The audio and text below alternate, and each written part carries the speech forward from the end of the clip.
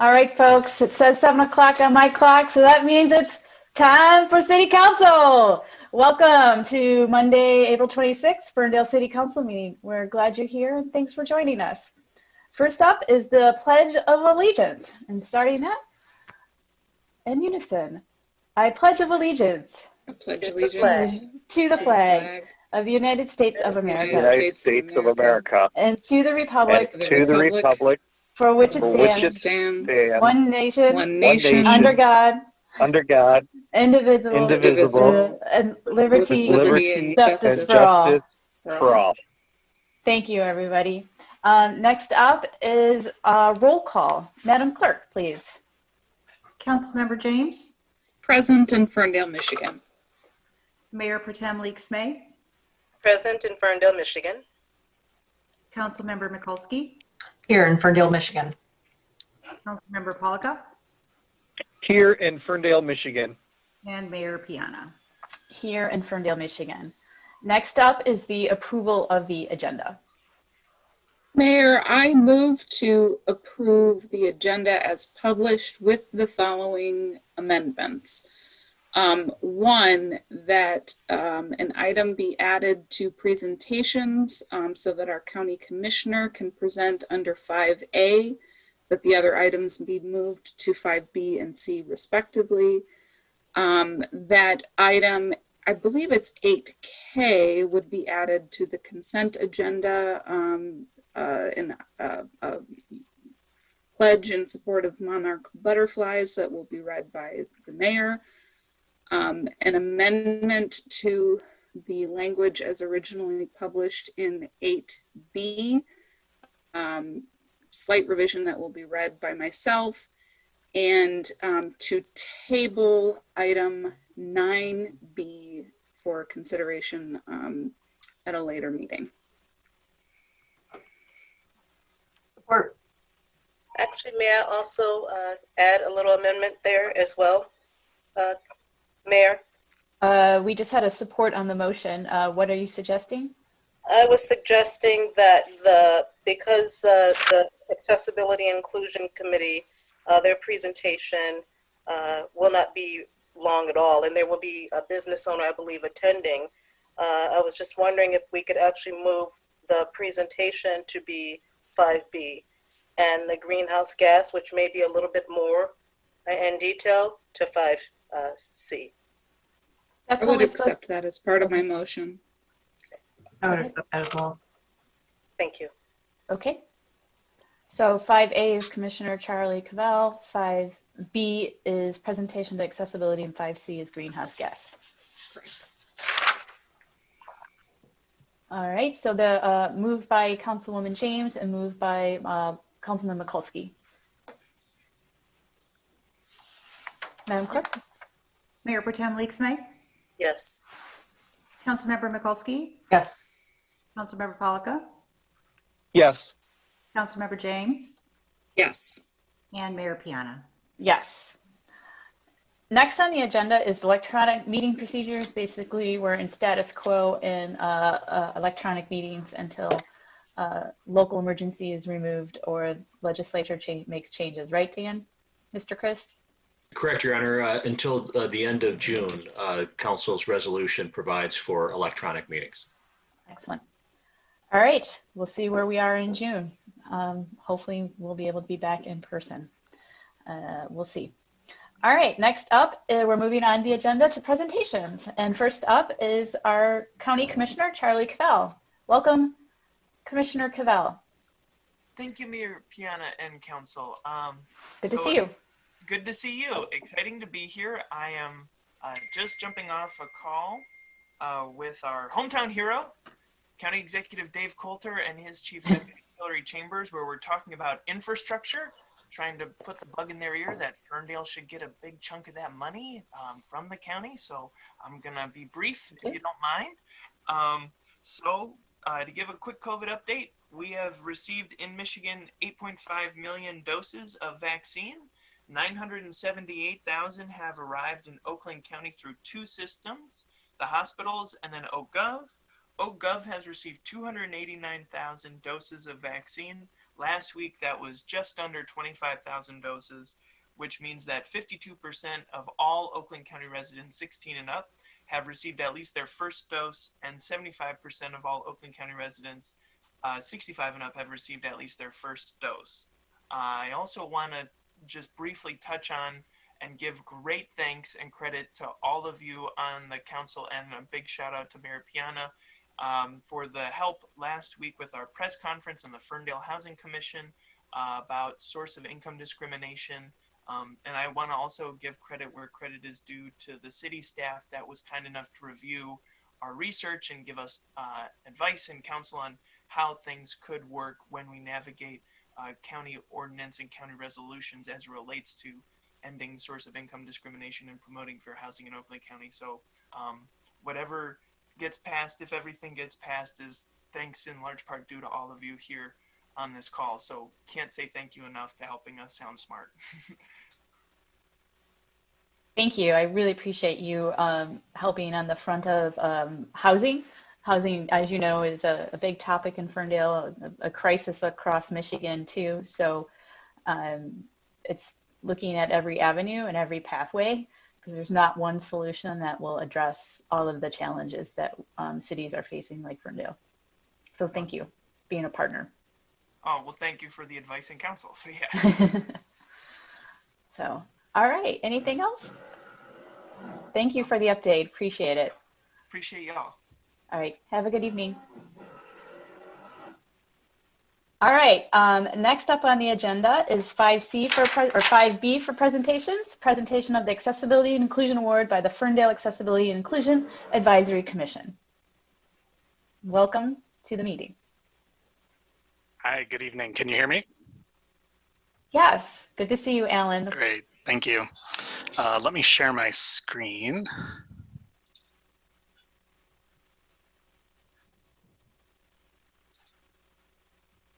All right, let me know if y'all can see that.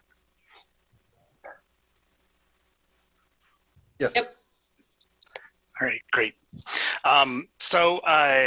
Today, I'm here representing the Ferndale Accessibility and Inclusion Advisory Commission to present our first Accessibility and Inclusion Award to a local business. For those that don't know, our commission, we're an older commission that was rebooted about 1.5 years ago with a mission of making Ferndale a place of choice to work and live for people with disabilities, and removing barriers to access our community wherever possible. And that's across our government, businesses, and the environment. We've got 7 standing members, and we have Pro Tem Leeks May sits as our council liaison, and Kyle Paulette was recently assigned as our city staff liaison. A little bit about the award. The award isn't meant to be an accessibility seal of approval. It's not meant to mean we've got everything figured out. What it's intended to do is really recognize the efforts taken by businesses and individuals in the city that have a human impact. So really providing, also through telling the story, providing an inspiration for other businesses and organizations to see what's working well in Ferndale for accessibility inclusion. And this is intended to be, it can be small things. It doesn't have to, you don't have to redo your entire patio to get this. Sometimes solutions for accessibility can fall into something as easy as staff training. And then the one thing we really do clarify with this award is this isn't about recognizing ADA compliance, and something our commission really touts is inclusion over compliance, where we look at how to include people with disabilities in our processes and in our spaces, and not just look at it as meeting ADA.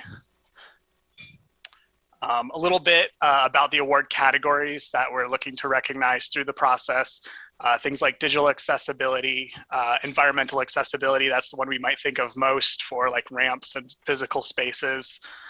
Cognitive accessibility for kind of sensory environments, employment accessibility. This is one I think that's really important for our region, as Detroit ranks historically very low for employing people with disabilities. This is one we're really looking for as well. And then again, accessibility training and awareness. So just how people are training their staff. Communications accessibility. This one is really big in the digital space. And I think we've seen, especially during the era of COVID, of ensuring that your different web spaces and different social media can reach as many people that need it in a population where 25% of the US identifies as having a disability.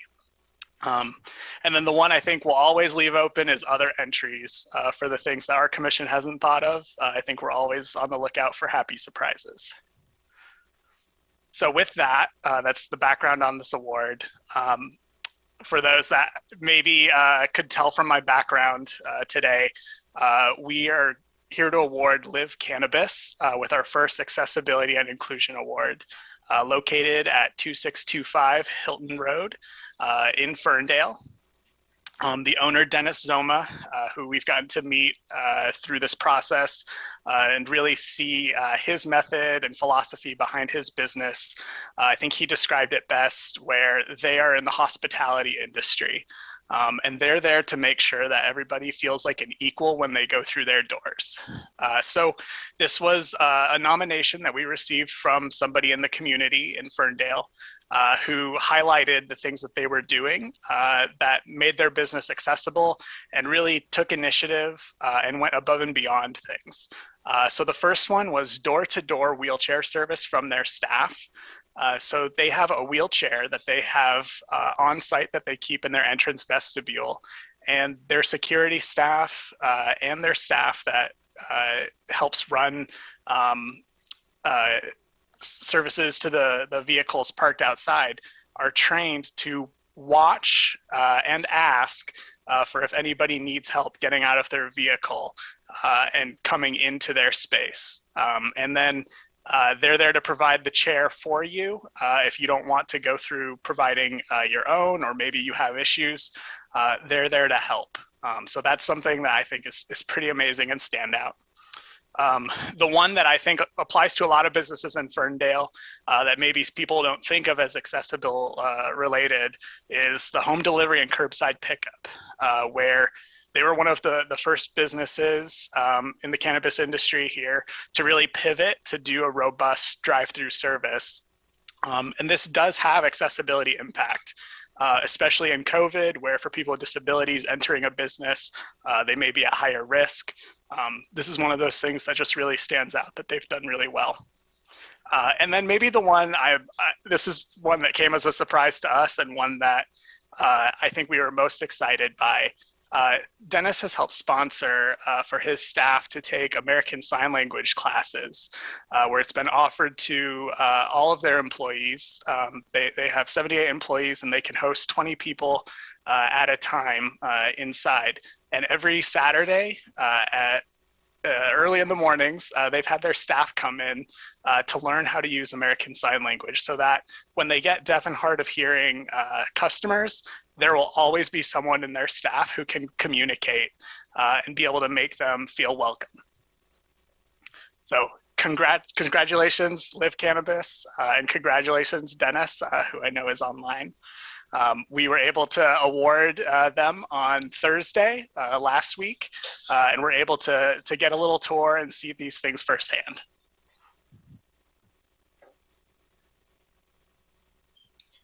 And with that, I just want to thank everybody. Thank you, Dennis. Thank you to the staff of Live. Big thank you to Riley Coleman from Kara's staff in the communications department, who helped join us and help chronicle things. I think there will be some news release this week that details things a little more.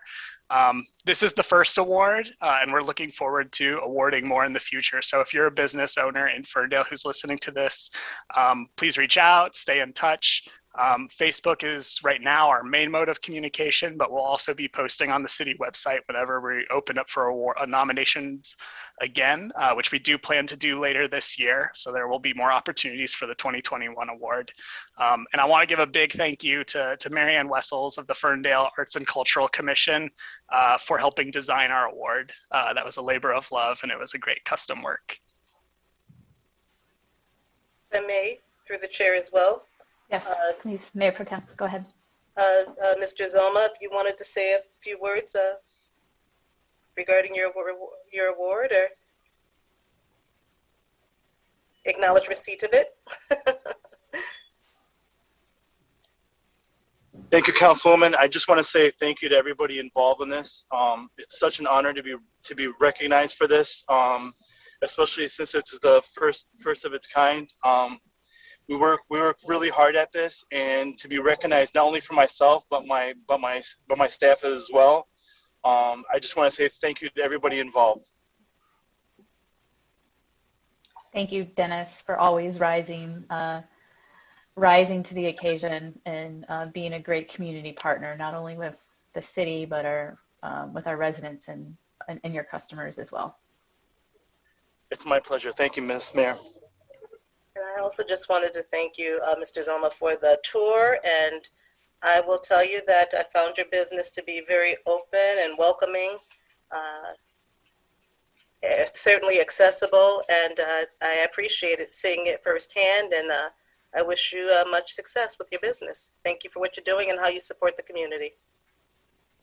Thank you, Raylan. Pleasure having you there. And then finally, I just wanted to say thank you to the commission.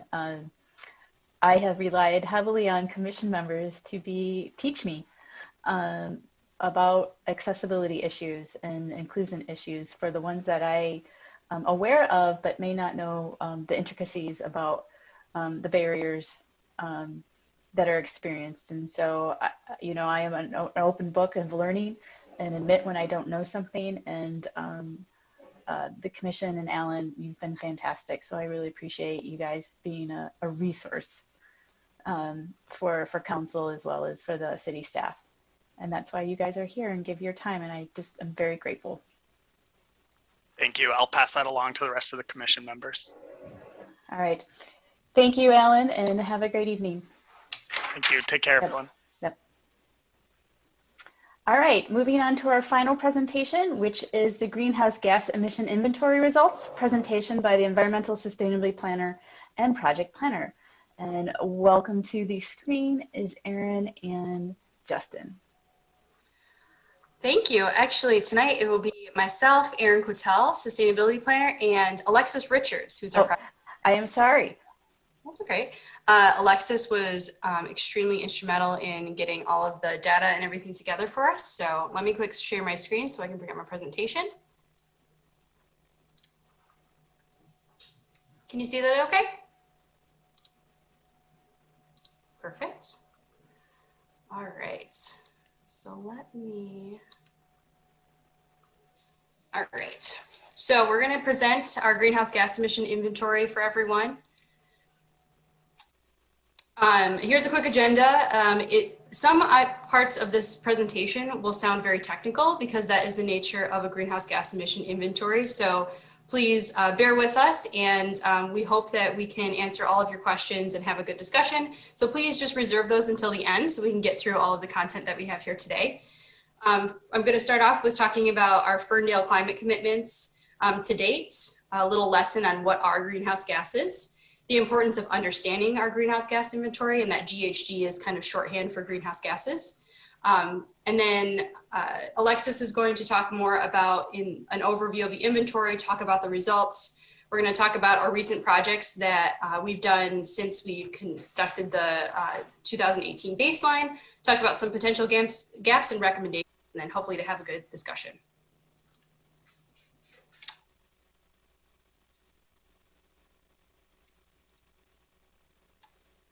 All right, so in 2020, we did a declaration of a climate crisis and requested city and regional collaboration on an immediate, just transition and urgent effort to restore a safe climate. That was, one of my priorities and the mayor's priorities. It was really important for us to have that declaration and resolution that City Council passed. I think it was June of 2020. We also are part of ICLEI, and ICLEI is an organization that is national and international to help communities realize their sustainability goals and provide resources for those communities and their governance.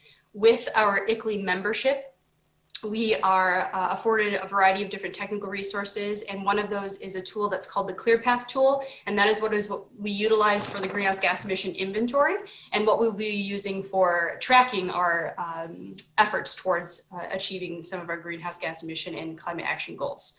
We were also invited to participate in an integrated climate action planning technical support cohort through ICLEI, so we just began that, and that will run really nicely with our master land use plan and climate action plan that we're hoping to start in the beginning of June.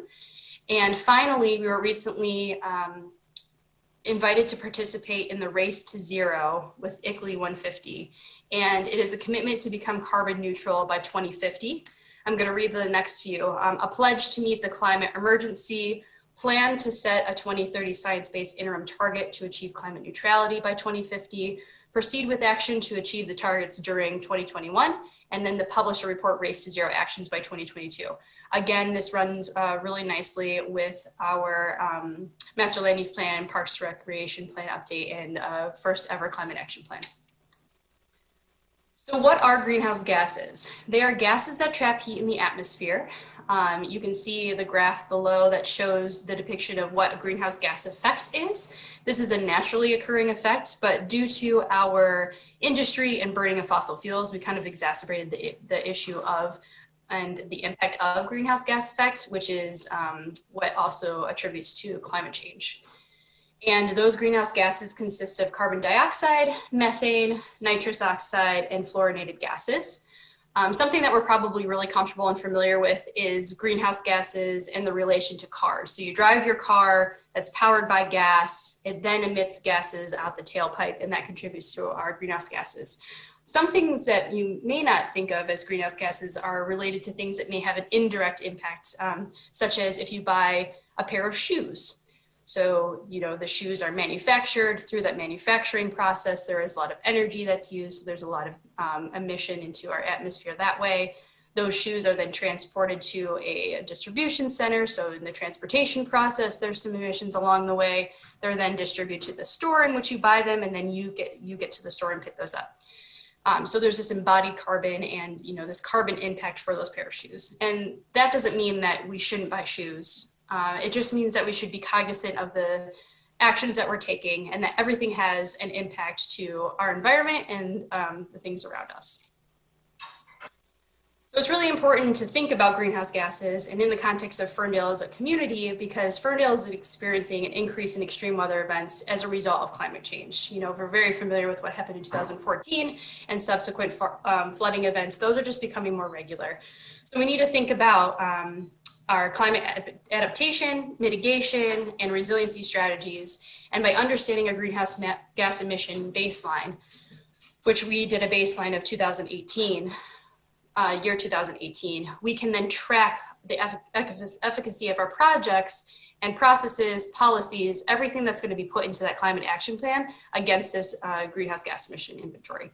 And finally, like I said, it'll kind of inform the action planning process and allow us to have some very clear metrics, science-based metrics on how to achieve those.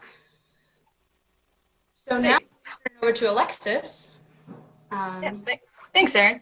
So I'm going to go over a quick inventory overview. So we chose 2018 as our baseline year so that we would have full data sets to work with. And then by selecting a more recent year, we will be able to make reduction strategies that are more closely related to our current emissions.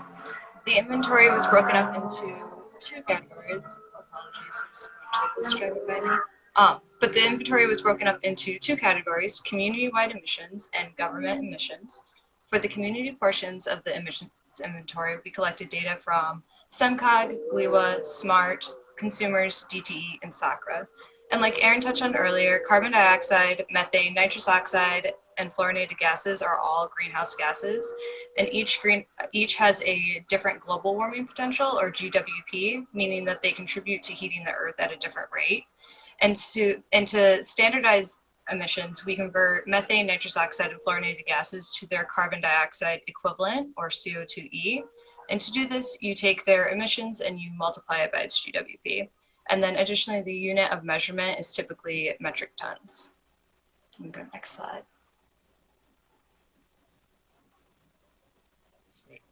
So in total, for both community-wide and government emissions, 413,017 metric tons of carbon dioxide equivalent were released. The government accounted for 4,917 metric tons, and the remaining 408,100 metric tons of carbon dioxide equivalent were from the community. And then over the next few slides, I'll go into more detail about the different sources. Okay, so like I said previously, government operations accounted for 4,917 metric tons of carbon dioxide equivalent. The largest source is from our buildings and facilities with 2,670 metric tons of carbon dioxide equivalent. And the second largest source is from streetlights and traffic signals with 1,232 metric tons of CO2e.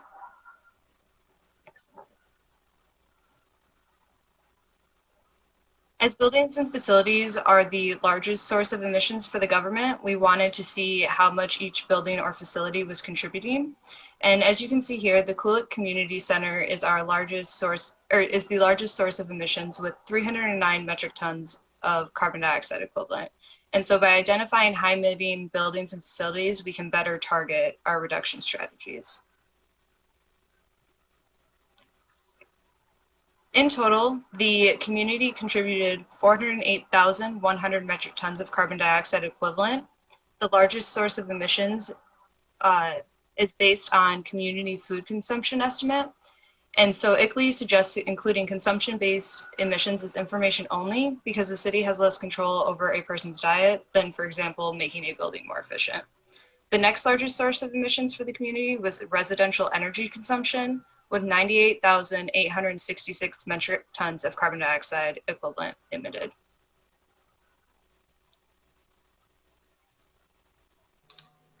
All right, so now we're going to talk about some of the city projects that we've done to date. And I'm really excited about this next slide in particular, because I think it shows a very clear example of how by doing some small changes, we can save significant energy and greenhouse gas emissions. So this next slide is our streetlights. So on the left, you can see 2018. And then in 2019, City Council approved the full LED streetlight conversion of over 1,700 lights. And by 2020, you could see that by doing this greenhouse gas emission inventory, looking at the data, we've pretty much cut that in half. And by something relatively easy, very visual, easy to see, by improving our light fixtures to LED, this is how significant that energy savings could be. So I was really pleased when this really confirmed what we were thinking about as far as strategies that we can take that will largely impact our community. This slide talks about transportation and all the things that we've been able to do as far as mobility. And that's really important when thinking about greenhouse gas emission inventory. For the example I mentioned earlier about, we're very familiar with using our cars and we use gas and that has emissions associated with it. So when we're able to integrate these mobility strategies, we are able to provide infrastructure for non-motorized transportation throughout our community. So that includes, buffered and separated lanes so that riders feel more comfortable. It's adding more sidewalks that are accessible and safe. It's thinking about different strategies such as the MoGo bike share that we launched this past year. And finally, looking internally is how we can improve our own fleet. So we developed a fleet management policy that talks about ways to put preference towards hybrids and electrification of our vehicles and equipment.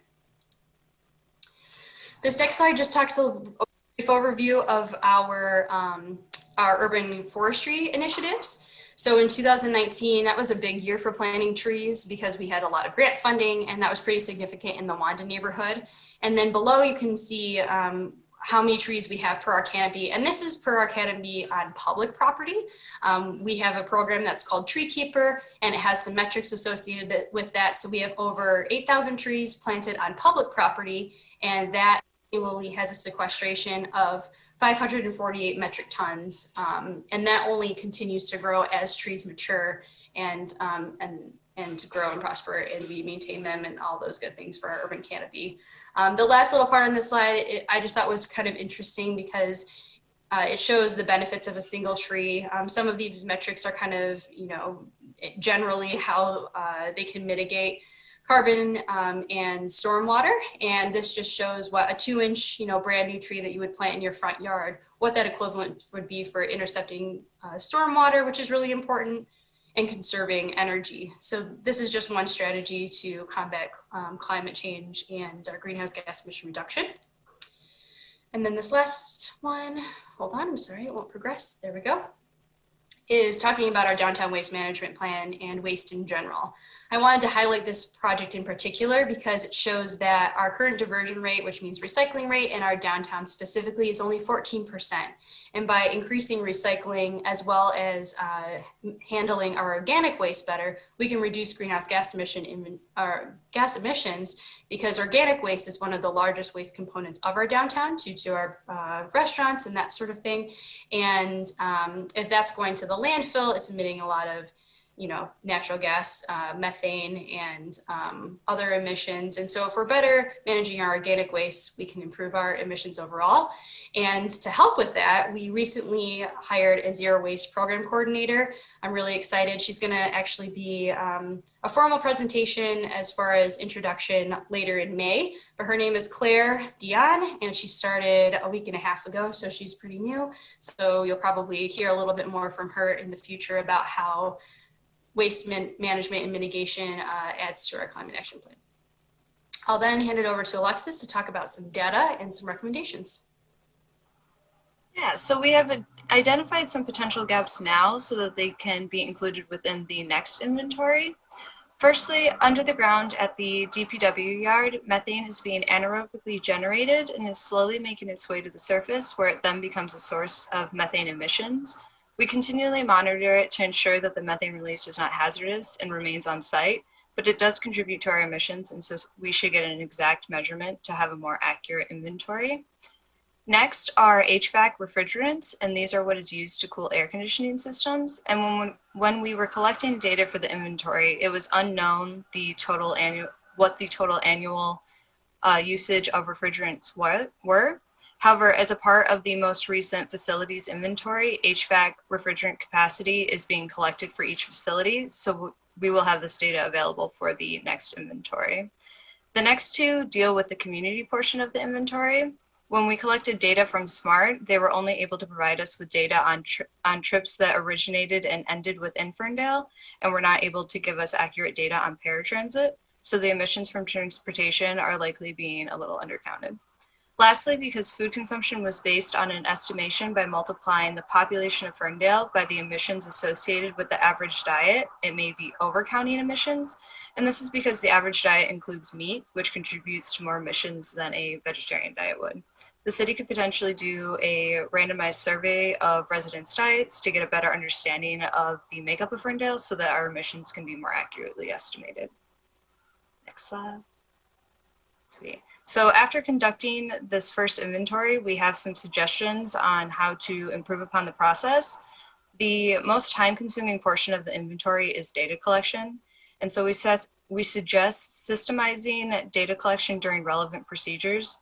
For example, when DPW does maintenance on a vehicle, recording the relevant data at the time instead of collecting all the data at once at a later time. Next, utilizing specialized data collection forms to streamline the collection process, and so everyone knows exactly what is needed. And then lastly, we suggest completing a greenhouse gas inventory every 2 years. This would allow for 2 inventories to occur between every climate action plan to ensure there's accurate data to base decisions on and metrics to measure success.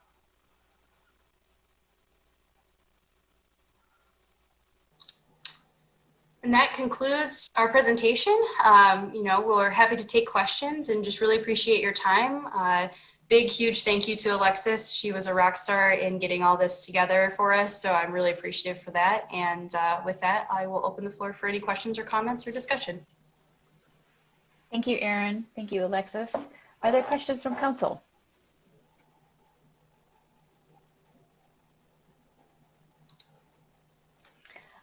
I'll just say that I really appreciate you getting us this far. I know how difficult it is to do an inventory, and you guys have taken a year and have done it yourself and internal and worked with a lot of the data partners, so I really appreciate that. I look forward to learning more how this inventory is going to parlay into the climate action plan, and which is going to happen this summer. I'm so sorry. My husband is drilling. Oh my God. So with that, thank you so much. Thank you very much.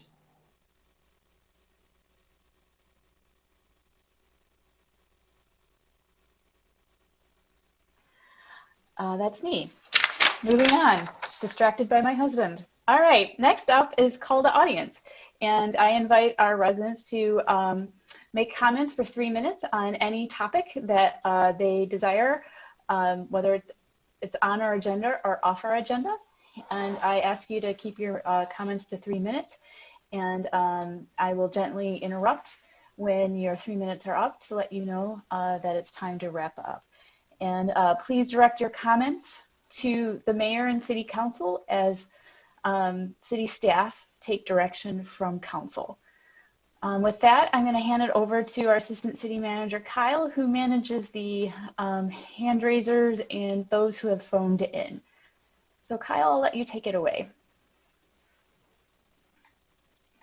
Thank you, Mayor. First up, we have Lisa.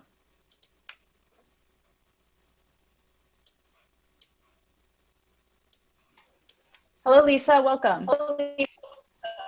Good evening. Thank you so much. Thank you for having me. My name is Lisa Franklin, and I am the CEO and founder of Warriors on Wheels of Metropolitan Detroit. And I had no idea that the Ferndale had an Accessibility and Inclusion Advisory Commission. So I was really excited to hear that presentation. And I think that's great that you offer an Accessibility and Inclusion Award. It's very motivating, and I'd love to see other cities and the businesses adhere to that and make changes so that people with disabilities can patronize on a regular basis. But I'm calling today to ask for justice for Armani. Armani is a 19-year-old autistic young man who lives in Hazel Park but was walking through Ferndale and was arrested for an accusation. So he has charges in Ferndale and charges in Hazel Park, and we're asking that you take a look at this case and drop those charges. Armani is autistic and he has no intention on harming anyone. And so please, justice for Armani. We're asking that the charges be dropped. Thank you so much for listening. Thank you for your comments and thank you for coming tonight. You're welcome. Next, Mayor, we have Mike Flores. Good evening, Mike. Welcome. Good evening. Buenas noches. My name is Augusto Mike Flores on Whittington Street, and I am pro Ferndale. Over the last few weeks and months, there has been a lot of discussion around unintended consequences. As residents, we are realizing the extreme importance of being engaged in the process from the very early stages to the decision-making to oversight as we execute on projects. I know every person on council has been a strong advocate for engagement, and I want to personally thank all of you for your efforts. As we near the long-awaited master plan update, I thank the city and Councilperson Mikulski's efforts to increase community interest in joining the master plan steering committee. I would like to make a suggestion to increase the transparency and the confidence in the random selection process of this important committee. Similarly to the city clerk's efforts to increase transparency and confidence by Facebook live streaming what they are able to, I would like to recommend the same for the steering selection process. I strongly believe this level of transparency will increase our confidence in the random selection process of this very important steering committee in our community. As always, thank you for your comments, guidance, and time. Thanks, Mike. Next, Mayor, we have Tamika. Hi, Tamika. Welcome. Good afternoon, Mayor and council members. My name is Tamika Citrus-Spruce, and I am a community organizer for Warriors on Wheels, and I'm also a disability justice activist. And I just have just a few comments today. According to one of the leading organizations for people with disabilities, Hvac National Chapter, people with disabilities are more likely to experience victimization, be arrested, be charged with a crime, and serve longer prison sentence once convicted than those without disabilities. Individuals with intellectual or developmental disabilities, such as autism, with other marginalized identities, i.e. people of color, members of indigenous communities, and those who identify as LGBTQIA+, are even more likely to get caught up in the system, the criminal justice system. So I just, with stating that, to ask and to share that I want also justice for Amani Sharp, based on I worked closely with the family, and I believe, with his autism, I've spoke to him as well, that people with him, like his condition, does not go and initiate conversations with strangers and people that he know. And it's very easy for people with his type of disability to get caught up in the criminal justice systems with accusations or whatever the case may be. So I'm hoping, I know it's during the whole incidents in both in Ferndale and Hazel Park are currently in proceedings, but I will hope that the city attorney of both cities will keep in consideration of his autism and how it will affect him and whether he would do that or not, and possibly look at dropping the charges. Like I said, because many young people with disabilities, particularly those of color, don't really receive justice. So just say justice for Marty Sharp. Thank you. Thank you, Tamika. Next, Mayor, we have Marguerite. Hello, Marguerite. Welcome. Thank you. I am a patient with a disability myself, and I also have a speech impairment in life, and I would like for you guys to imagine yourself with a disability, especially with the autism. They cannot communicate like we can. I may also have a disability that shows, and some people may think that I am not normal, but I also would like to speak about the other item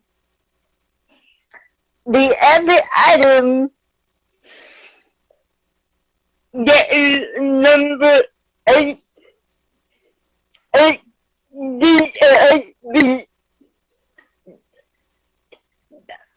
The one that says something about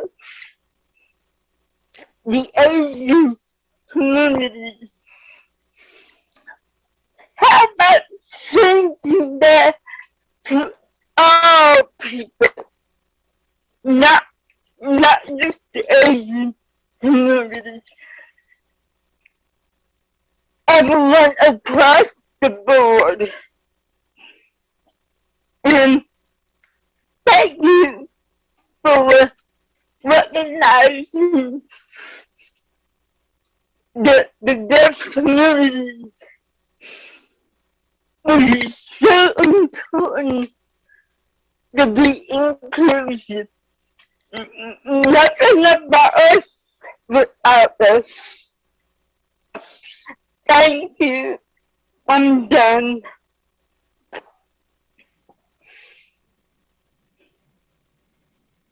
Thank you, Marguerite. Thank you. Next, Mayor, we have Monique. Welcome. Hi, good afternoon, everyone. My name is Monique Jewell. I am the mother of Armani Sharp, and I'm his caregiver as well. We have lived in this community for over 4 years. My son has been charged without a full investigation of his case. He has autism, and he does not have social skills to the point where he doesn't engage in conversations with no one without them initiating the conversation. My son was asked some unjust questions, and he didn't understand what was going on at the time from what I was told. But I do know that my son is innocent, and I asked the prosecution and Ferndale to do a full investigation of this case, and I hope that you guys will drop these charges against my son. Thank you. Thank you, Monique. Next, Mayor, we have Evelyn, I believe. Good evening. Good evening, Evelyn Evelyn. Elster on Wild Wild West Drayton. Today we learned that we lost a member of the House of Representatives in Michigan, for Michigan. I have concerns about the Airbnbs and how they are not counted in the census. We might want to rethink that, or maybe put some limits on the number of Airbnbs we have in Ferndale. We don't want to lose any more seats in our government. And also concerning our greenhouse gas emissions.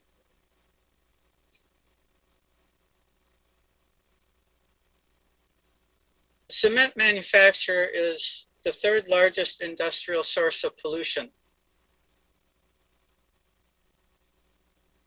And we're supposed to want to be carbon neutral by 2050. Can we assume that the city will continue on its build, baby, build agenda until 2049? And also, I asked for an ordinance, and you can do this under a land use restriction, an ordinance to ban fracking, hydrofracking in Ferndale back in December of 2019. Haven't heard a word about it since. Can we not do better? Can we not do better? Thank you. Thank you, Evelyn. Next, Mayor, we have Julia Music. Hi, Julia. Welcome. Hello. Couple things wanted to address. First of all, I noticed that there is some work started in front of affirmations, and I really appreciate that getting going very quickly since the last council, I think maybe 2 council meetings ago when it was brought up. And we also are having a little bit of relief from some of the issues related to suburban. I know that there's still work going on with that, but parking at least has been less of an issue. And then the third thing is regarding Ferndale Pride, really for the greater public. Our applications for stage performers are open on our website, and usually we get tons and tons of applications coming in, and it's kind of a slow trickle this year. So if you're interested in performing, please go on our website, ferndalepride.com, and fill out an entertainer application. We will have our vendor and sponsorship applications up in a few weeks. But for now, if you're interested in performing, come on by our website, ferndalepride.com, and apply. Thank you. Thanks, Julia. Next, Mayor, we have Angeline Dixon. Hi, Angeline. Thank you. Good evening, Mayor and Council.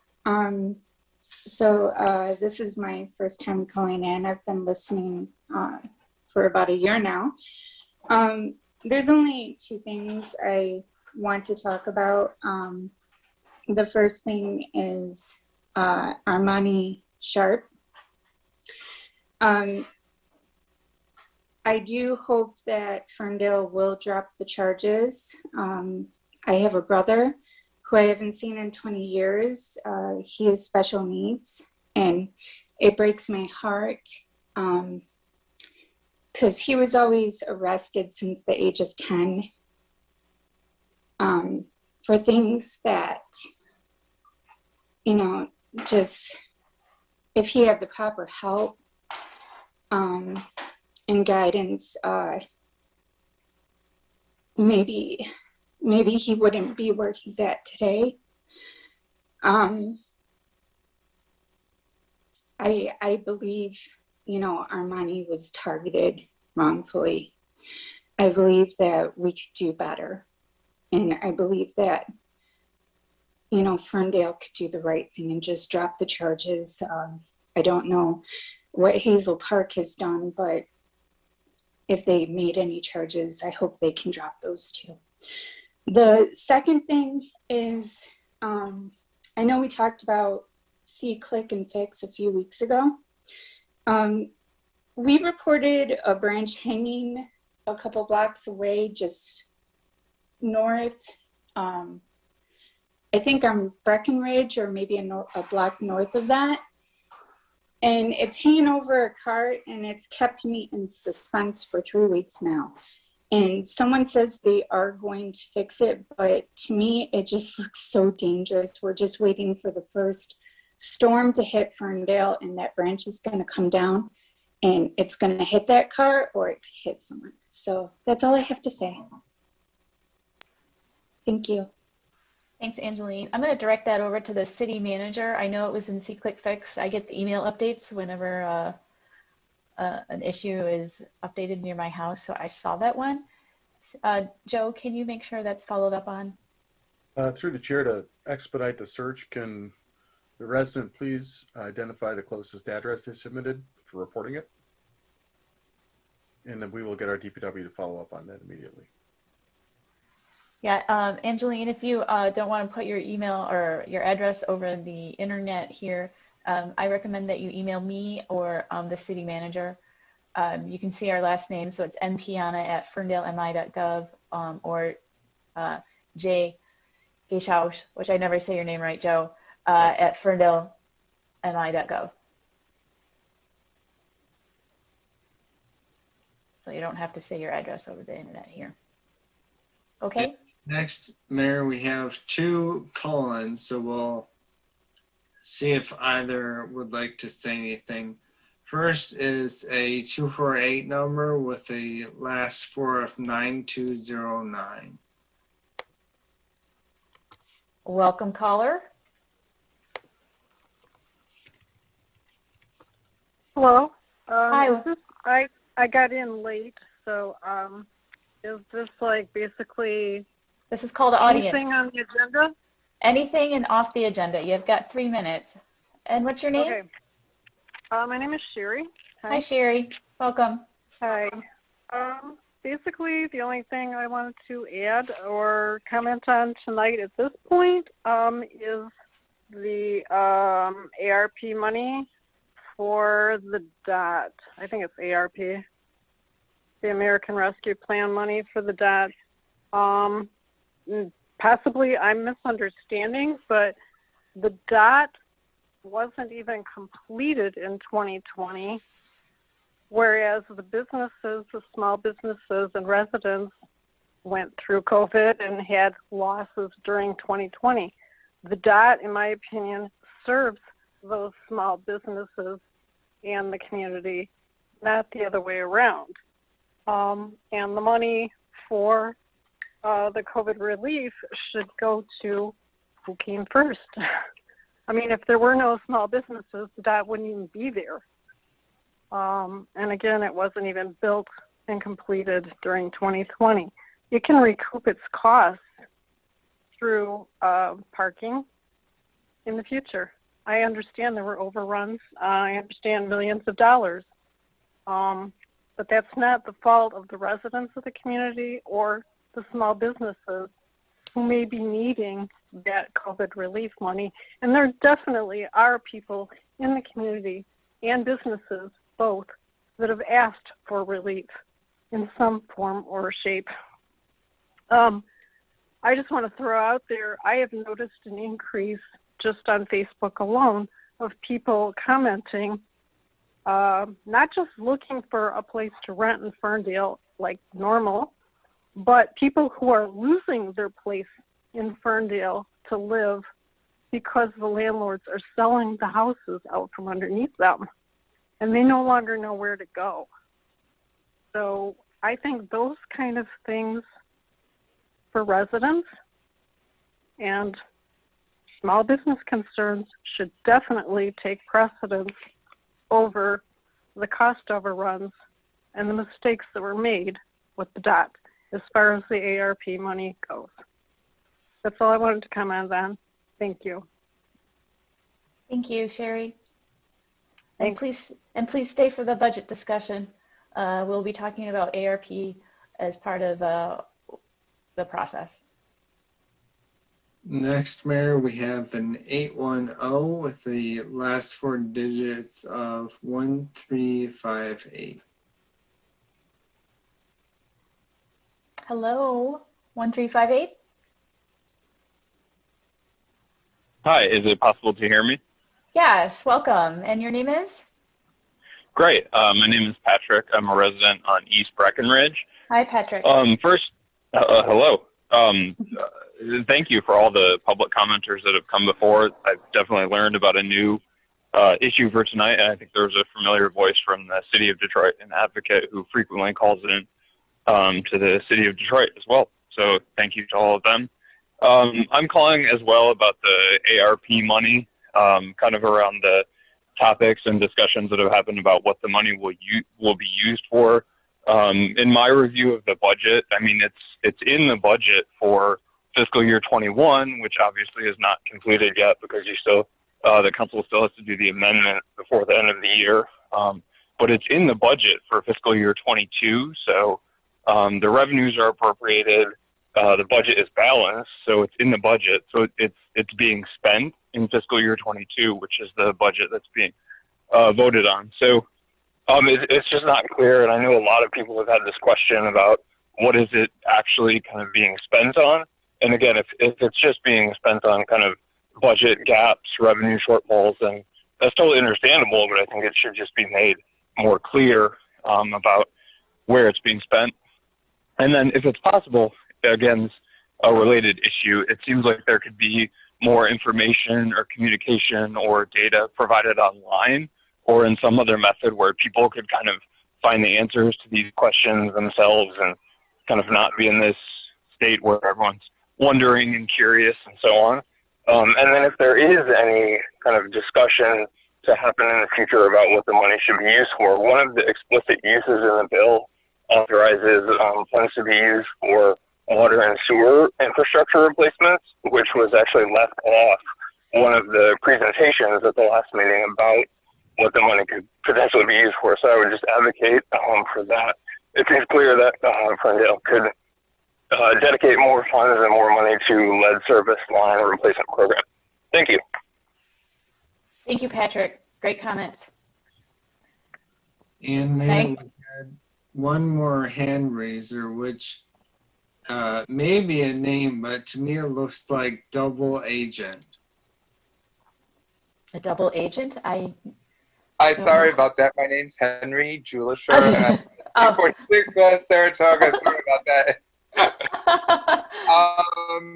Hi, Henry. Yeah, hello, everyone. Thank you for all for the city of Ferndale. We appreciate it. I just wanted to make a few comments. My first comment is the following. We talk a lot about affordable housing in Ferndale, and I very much do believe that Ferndale has been an affordable place to live. We have seen Ferndale grow and become more desirable, and in such, you know, our property values have increased, which, you know, are good for the city. It increases the taxable revenue that you guys can earn from the residents and the businesses, but at the same time, it makes affordable housing less so. And the reason I bring this up is because we've been talking about the Headley override in the budget presentation, and as such, in 2026, when it expires, the millage will expire, and therefore, whatever property taxes the residents are paying will decrease with the expiration of the Headley override. And I just want to make it clear that we are all for building affordable housing and the proposed 11-unit structure next to the dot and wherever else, but one of the most effective ways of keeping Ferndale affordable would be to have a lower cost structure and make sure that the property taxes remain low. And that would actually help all residents in Ferndale and not just the select few who meet income requirements for affordable housing. That's one point. And then the second point is I fully support the transparent process in regards to the steering committee for the city master plan. I think for the residents who will be appointed, I think it is highly important that all perspectives are brought forward to the table. And I just hope that the process remains transparent and visible for everyone. Thank you very much. Thank you so much, Henry, for your comments. And that's everyone, Mayor. Excellent. So with that, I am concluding the call to audience portion of the agenda and moving on to item number 7, which is the public hearing for the approval of 7A, approval of the triennial budget for fiscal years 2022 through 2024. So now for a public hearing, there's really a 4-step process. The first step is for a staff presentation. Step 2 will be opening up the hearing for public comment, in which we will have, again, sort of manage it like the call to audience, where everybody has 3 minutes to make comments so that council may hear your comments before they inquire, which is step 3, opening it up to questions for council. And then 4, move into motion so that council may debate the items and come to conclusion and vote. With that, I'm going to hand it over to our city manager to start the presentation. Thank you, Mayor. This evening's presentation is more focused on introducing the concept of our first public budget portal, program-based budgeting. We've provided 2 public presentations already in the budget. And the budget process began really in the fall with the capital improvement plan, and that was that's a rolling 5-year annual updated capital plan that just informs and guides major capital expenditures that the city ultimately considers during the budget process. Again, it is a plan. It is not, that itself is not a budget document. It is a plan of intentions. And so the capital plan kicks off the budget process every fall, and council always approves it in November. And once capital planning is complete, staff undertakes internal budget reviews and internal budget hearings, and then those initial budget recommendations are presented to City Council during a budget workshop, which was conducted in this case on March 27th.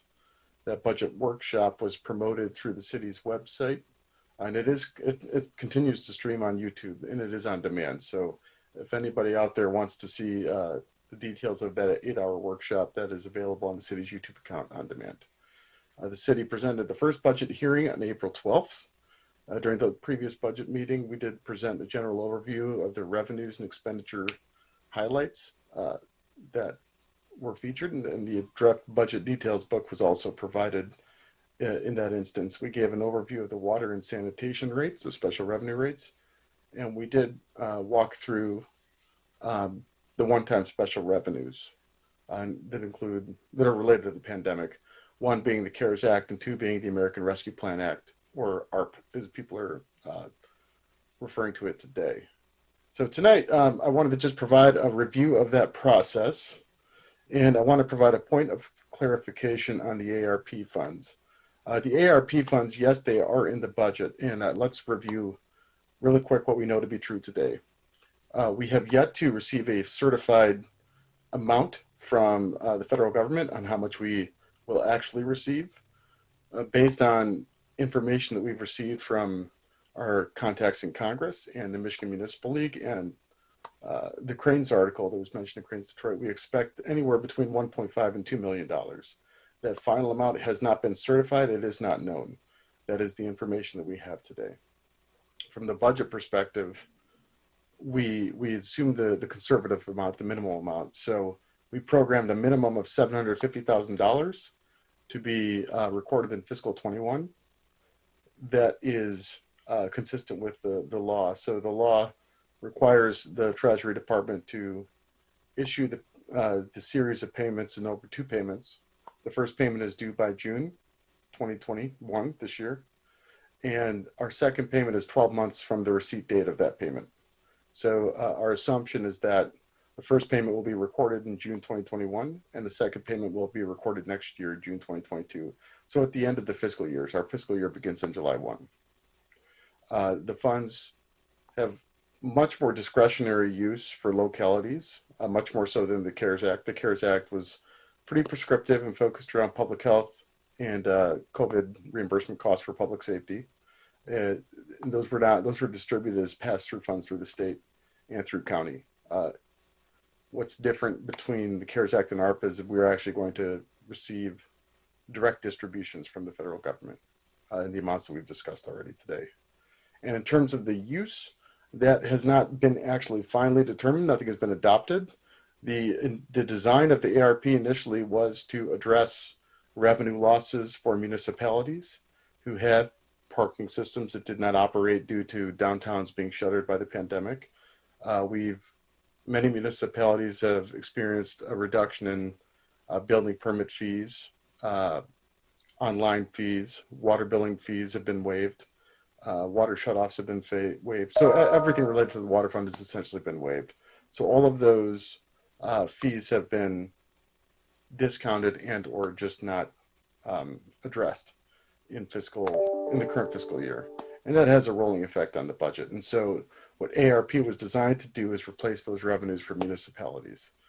Additionally, it was also provides for flexibility in elected officials to determine to apply that towards major parks projects, capital projects, strategic projects, and or as micro grants to residents and businesses.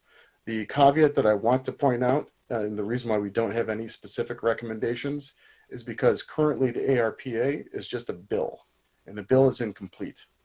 A bill does not have spending guidelines, reporting guidelines, and any requirements that would typically be set forth by the GSA, General Services Administration, or US Treasury, who's distributing it. So until I see actual reporting requirements received for the local government, I would not have any specific recommendations for you. So two things I'm looking for by June. One, the certified amount of the actual award from the federal government for our funds, and two, the actual guidelines and rules submitted to us by GSA and Treasury. Those two things have not been reported. And so right now the information I have is just information shared more or less anecdotally through the, our representative's office and through the Cranes article and through the Michigan Municipal League. And the Michigan Municipal League would say the same. More information to come. We expect it to come sometime in May, by June at the latest.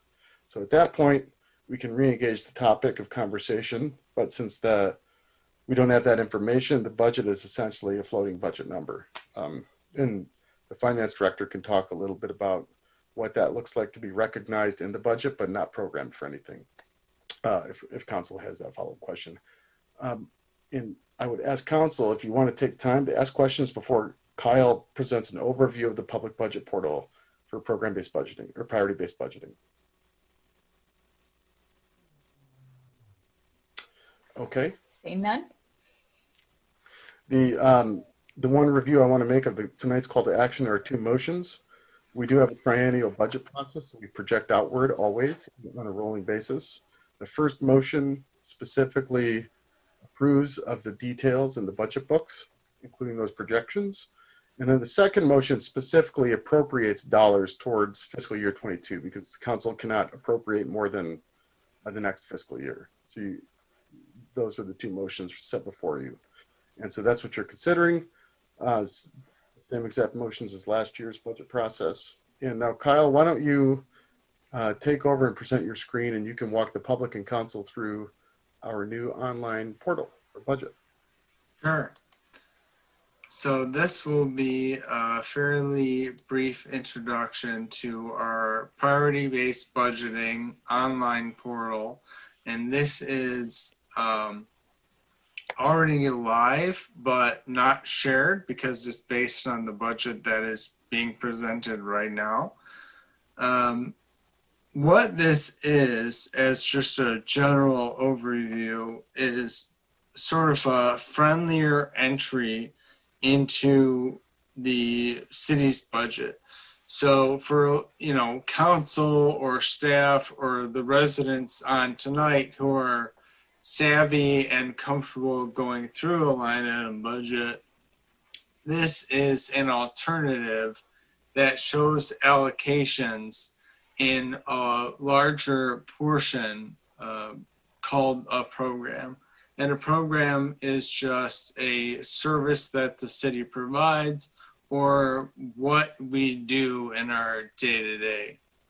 I do want to just say thank you to staff who whom had to redo their allocations up to 3 times sometimes, because this is a new process and we're constantly tinkering with it. So when you go to the site, you're first hit with this welcome image that just gives a brief overview of what this is and then walks through everything similar to like what I'm about to do.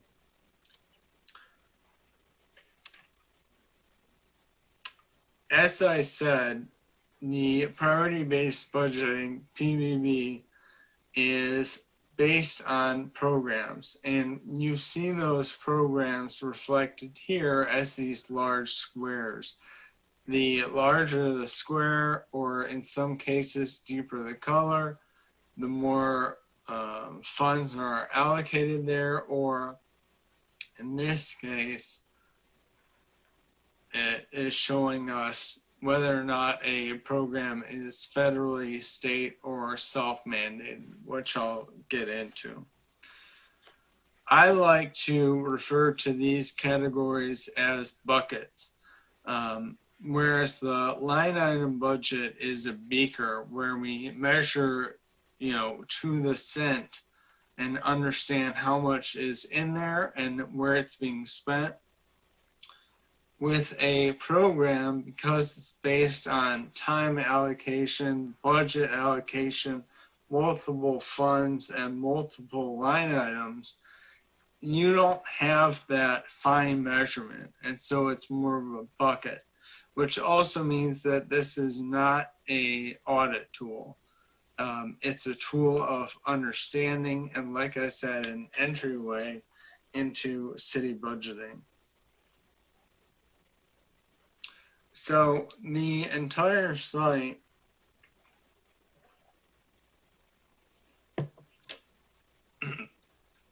is organized in a couple of various ways. So right now it's showing program attributes, which I'll touch on momentarily. But you can also show program costing, which is very straightforward, how much cost is in each program.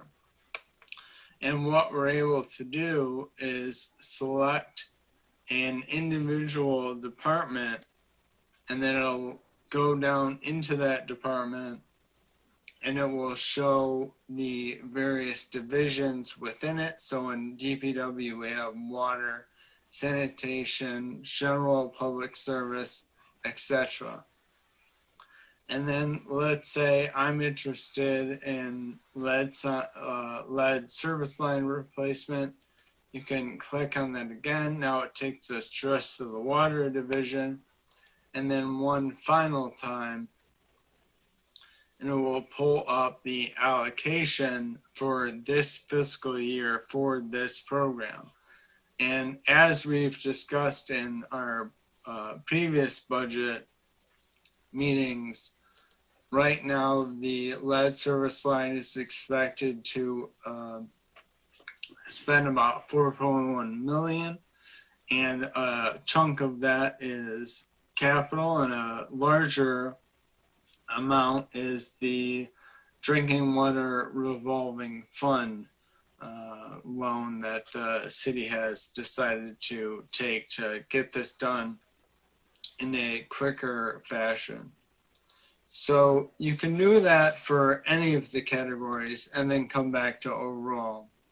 You can also sort it into a table and then, you know, sort it how you want it by cost or alphabetical or whatever, which is a little bit easier for some people to look through.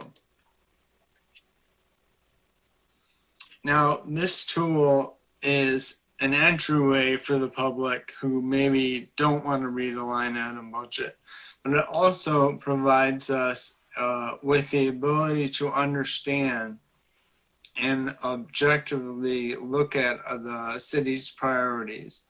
And it does that through the Program Attributes tab, which walks through these 5 categories at the top, which is how a program earns its PVB score. This is the same score that we used in the CIP and also was displayed with programs in the budget workshop and is in the program inventory that was attached to the previous budget meeting. So with these 5 criteria, we can understand, for example, which of our city programs do we have to provide by law? And that's the sheet blue. And so as somebody who's new to the budget, this helps to paint a picture of what the city is doing because we are required to by law. And then we can also go to the other tabs and look at market failure. What is the city providing because no one else will?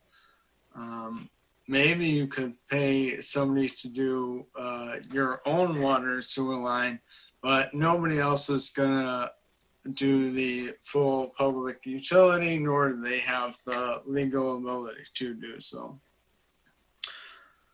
So we are determined to continue to develop this tool to be both a portal for the public to understand what each department is doing and how funds are allocated, but also as a more useful tool for council and staff to understand priorities when council is making decisions on funding allocation. As I said before, this site is currently live. And Kara, can you walk us through when and where this will be rolled out?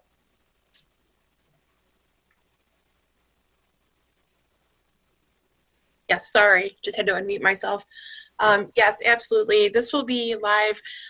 Like Kyle said earlier, the only reason it's not accessible right now is because it's dependent on the budget being passed tonight. So assuming the budget does get passed tonight, we will have this available, I believe, as of tomorrow. It will be on the city website homepage, ferndalemI.gov. There'll be a link at the top while it's newsworthy for about the first month. And then after that, it will be available on the bottom of the homepage under City Council initiatives, as well as on the budget and finance section of the website. And again, that should be by tomorrow afternoon. Thank you. So in closing, I'm really excited about this tool just for the accessibility of folks who didn't go to school or spend hours and hours understanding a city budget. And I like to close with this example of when we think city clerk, I bet you most of the public can tell you their number one thing is to conduct elections. But if you said, all right, well, what's 2 and 3? Not as many people would be able to give you a quick answer. And so with this, we can at least show the largest priorities for each of our departments and the city overall, which, as you can see just from the homepage, is by and large just the upkeep, maintenance, and work on our city infrastructure. And that's my quick review of this, Joe. Before you move on, may I ask you to talk a little bit about reliance and cost recovery? Yeah, so reliance is essentially a measure of market failure. A score is given based on, is the city a sole provider of a service, or if the city did not provide it, could an outside entity provide that service? So for example, I believe, yep, so here is Psap Communications, which is dispatch. Now, the city runs their own dispatch. Some cities choose to privatize their dispatch for a number of reasons. And so what this is showing by not being green is that we could potentially move that service to a contractor or potentially build a regional partnership to have the county or some group agency handle it. And then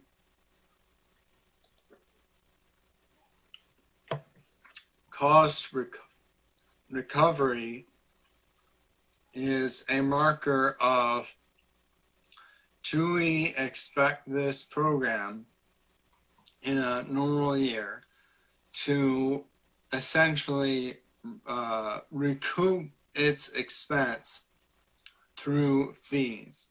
So you see water sewer, yes, because that is a pay-for-service program. That service covers itself through fees.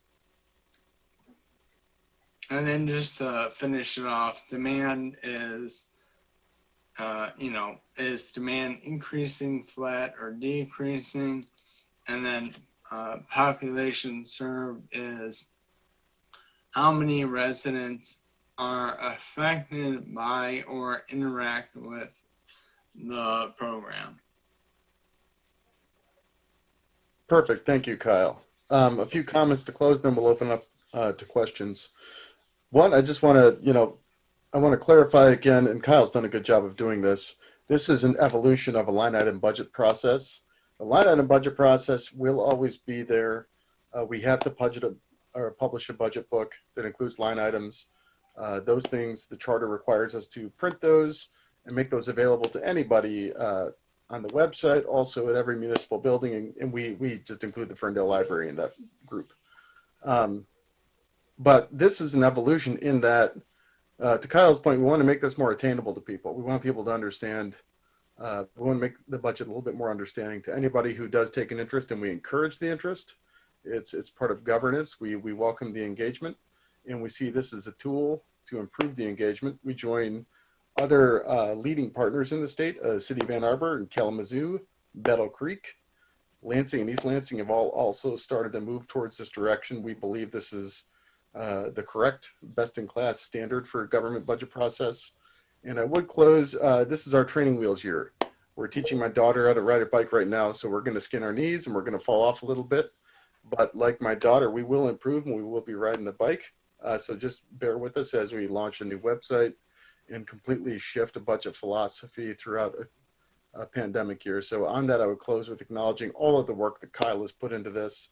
He's been the sole project manager moving this project forward independently of the contractor for the most part all year. And that ended up reducing a lot of costs for us by him becoming the internal expert. So Kyle, I credit you and I credit the budget team as always. Finance Director Cheryl Stubblefield spends a lot of work crunching these numbers on the back end and performing calculations. And I'd be remiss if I didn't also acknowledge the contributions of our HR Director, Dan Jacey, working with all the personnel numbers and working on those projections as well. And of course, our communications department.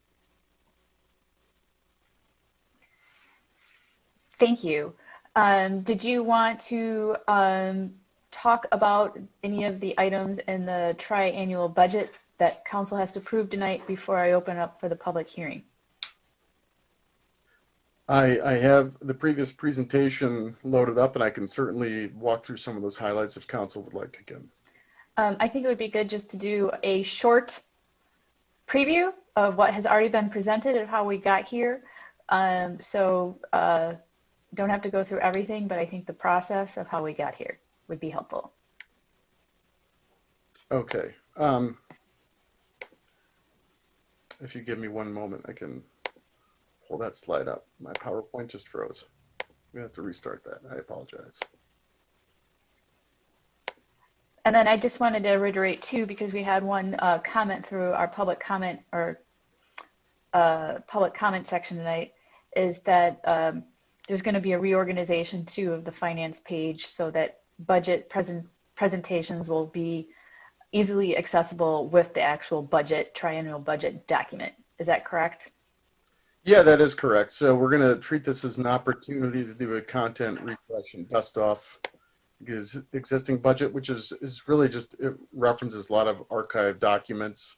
They're not really engaging. So we like to reorganize that and make it a little bit more engaging. The public portal will help make that much more engaging. And you bought me enough time to restart PowerPoint. I'm going to go ahead and do it through the cloud though. And this is the presentation that was presented on the previous council meeting. I will not go through the entire thing, but we will just summarize the agenda. You can see what we did go through. We walked through the proposed millages. We did talk about the Headley override and what that means. We adopt a 3-year budget. We project 5. So we projected out in 2026. We wanted it to be very clear where the millage was and how it impacts operations and strategic planning.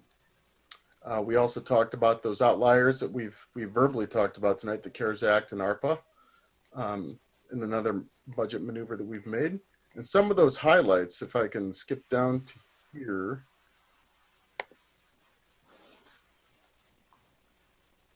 are failing to load. I apologize. I will see again if I can reboot this. Unfortunately, it's not cooperating right now.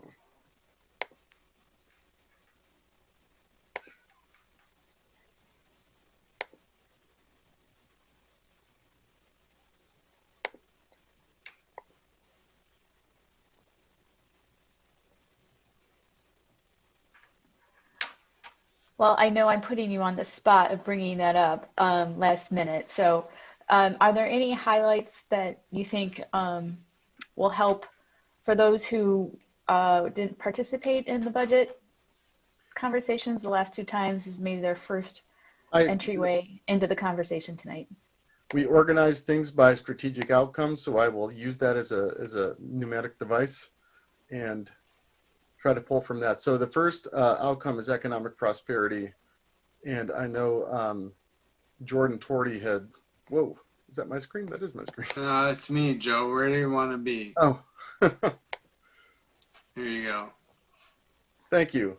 Thank you for that. So yeah, why don't you click through and we'll do the strategic highlights. All right. If you could just go to the highlight page. We don't need to go through all different 7 of them, but if you go to the highlight page. It's not really a single highlight page for all projects. Well, there's this. Yes. The success factors. Okay. Yeah. So all budget program highlights are organized around these 8 critical success factors. And these success factors are defined by City Council's strategic plan. And the City Council amended their strategic plan, which is reviewed on at least a minimum biannual basis, if not triannual basis, depending on changes. In this case, it was adopted in September 2020, and Council adopted their own priorities, and those priorities are reflected as budget, both key outcome areas for community success and also budget-related investments. And so what we did present is a breakdown of those highlighted investments organized under these 8 success factors. Okay. Thank you. All right, so I'll let you take it away and go into, if there's anything else, I'll open it up to the public hearing. All right, so I'm moving into opening the public hearing. And the public hearing limits 3 minutes per speaker. And a public hearing, this is unlike public comment or call to audience, in that your comments need to be orientated around the triennial budget for fiscal years 2022/2024. So please refrain from commenting on any other topic tonight under the public hearing of our approval of the budget. And similar to call to audience, I will be timing everybody and will be lovingly interrupting you when you near your 3 minutes. And Kyle, our assistant city manager, will be managing the public comment going through. So please raise your blue hands in Zoom and call in if you are ready to make a comment on the budget. And with that, Kyle, have you take over. All right. And we had Henry raise his hand and then brought it down.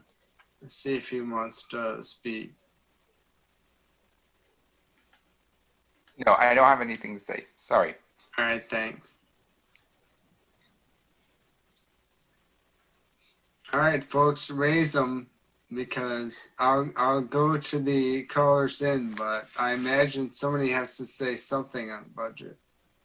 I think we're here to listen. There was Sherry, maybe 9209. Is there anything you'd like to add?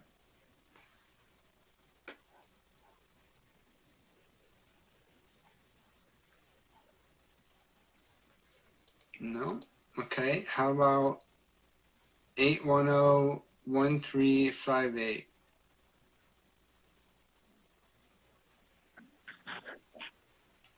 Hi, this is Patrick again. Is it possible to hear me? Yep. Yes. Welcome, Patrick. I hear you. Well, go ahead. I didn't think I was going to get cold called on again, but I appreciate it. No, again, I mean, I appreciate the information that has been provided. I neglected to mention a shout out to the greenhouse gas presentation. I thought that was really well done.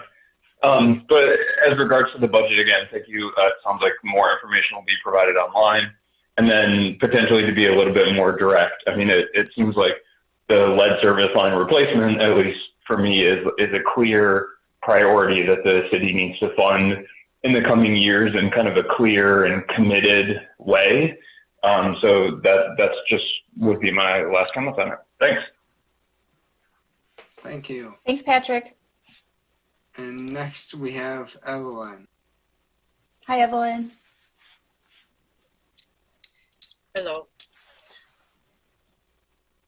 I just want to extend my thanks to the city for dumbing it down for all us lowly taxpayers. And I'm doing my very best not to be insulted.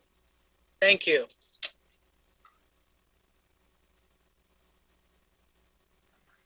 Next Mayor, we have Bernie. Hi, Bernie. Welcome. Thank you. I had to hit the unmute.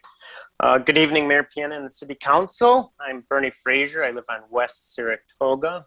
Thank you for giving me this opportunity to speak to you again this evening. I hope everyone had a great Earth Day. I had just a few different questions here.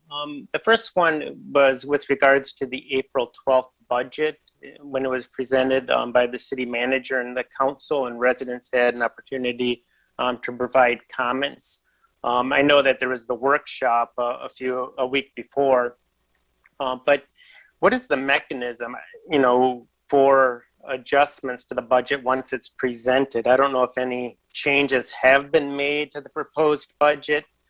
If so, what those changes are, and what is the mechanism, like when the public gives comments, is there a mechanism for the council to be able to make changes to the budget this late in the game? The second question I had was also on the April 12th meeting. It was stated that, there was no decision on how the American Recovery Act funding would be spent, primarily because, as was again stated this evening, you don't know how much the city of Ferndale is going to be allocated from the federal government. I know in the agenda packet on page 161, it did state that due to COVID-19 pandemic shutting down much of our downtown, the auto parking fund has received significantly less revenue this year. Any revenue shortfalls that create a gap in our debt services obligations will be addressed through the American Rescue Plan Act, Revenue Replacement Clause. If there's no plan for how these funds can be used or then why was this included as an item there? Also, to justify or to give credence for the reasoning for using those funds for that purpose, they cited SEMCOG, and which featured Senator Gary Peters, our distinguished senator from Michigan, discussing the American Recovery Act. And here, I would encourage everyone to go and look at that. That's Southeast Michigan Council of Governments. It's a great article as well as a webinar presentation, but it outlines very clearly that the first use, A, as they describe it, is for residents and businesses. B is for essential workers. C is for government services, and D is for infrastructure.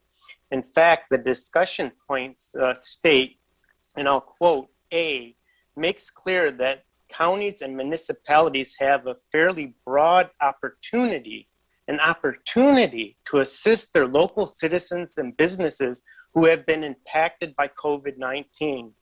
This offers local governments the ability to identify and solve problems on a much more informed manner than state or federal programs could ever accomplish.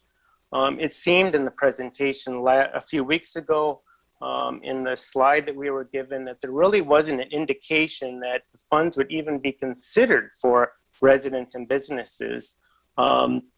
Why wasn't that even included in the presentation or even acknowledged as one of the possibilities? It seems very clear from this presentation from Senator Peters that there is a reason or a use for these funds. And I would think that this should be the first priority of the council.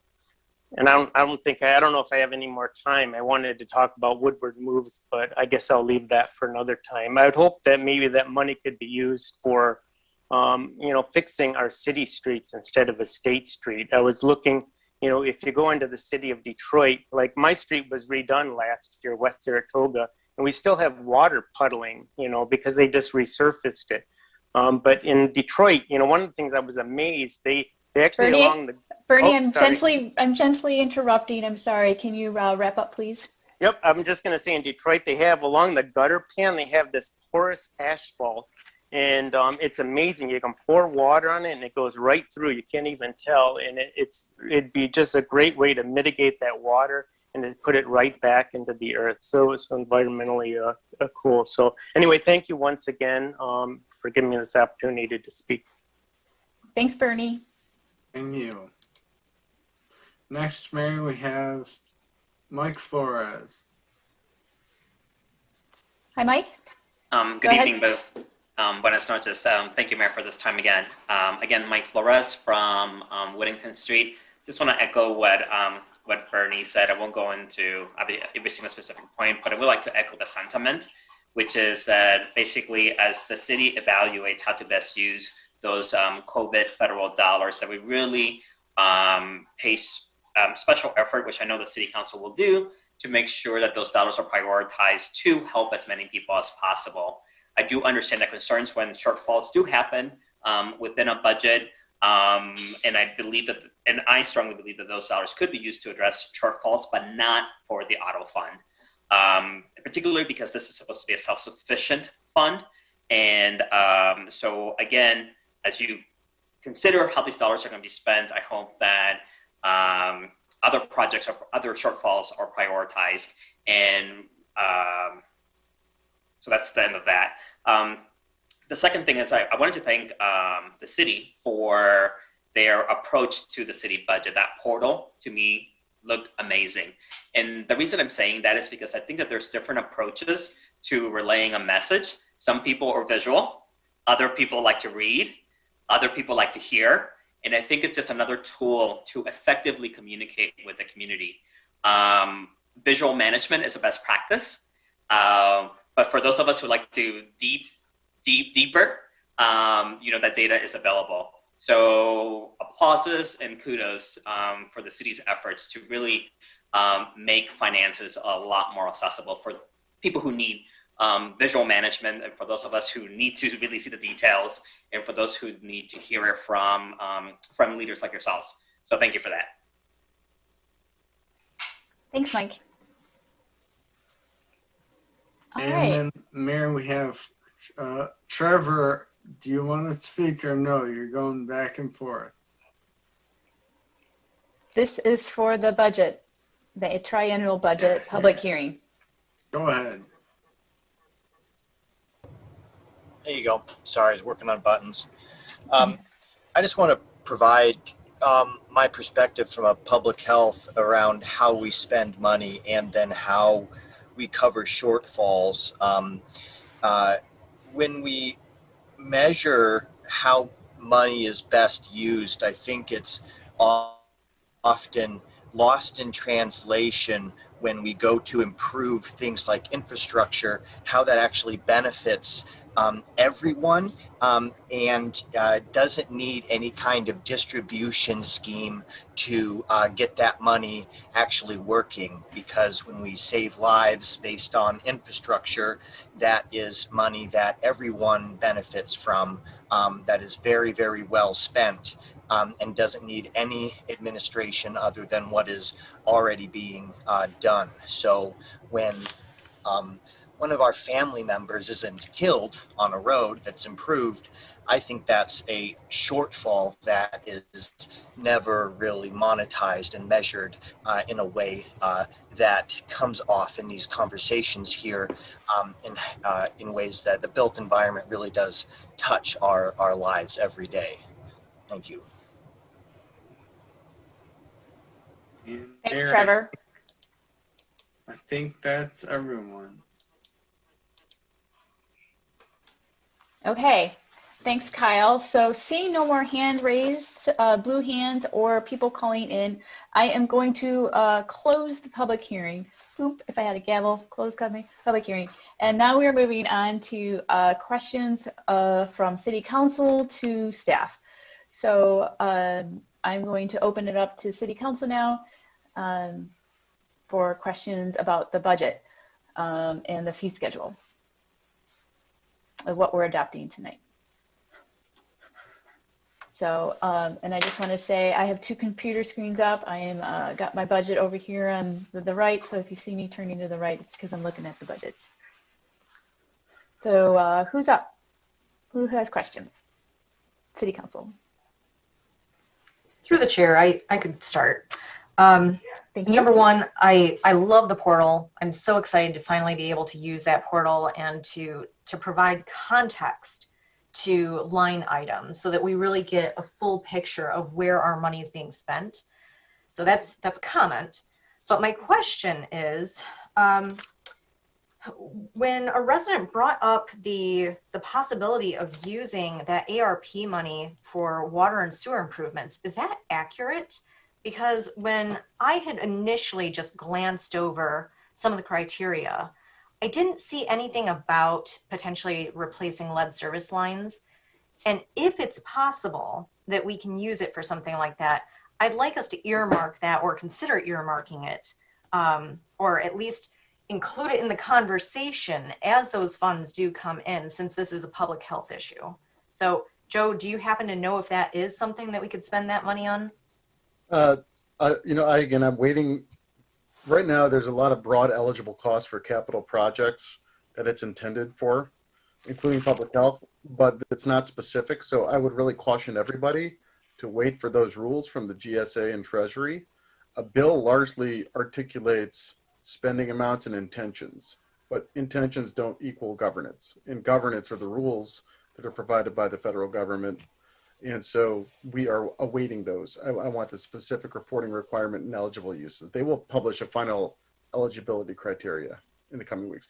I would also add that there is some conflation out there with the President Biden's intention to adopt a major infrastructure bill, which it stipulates that the federal government could identify costs to support lead service line replacements. Right now, the lead service line replacement program is unique to Michigan. It is not a federal mandate. So this proposal from President Biden contemplates making it a federal, providing federal resources to incentivize all 50 states to move towards that direction. Clear as mud? Yes, I also had one add-on question on that, Laura, if I may.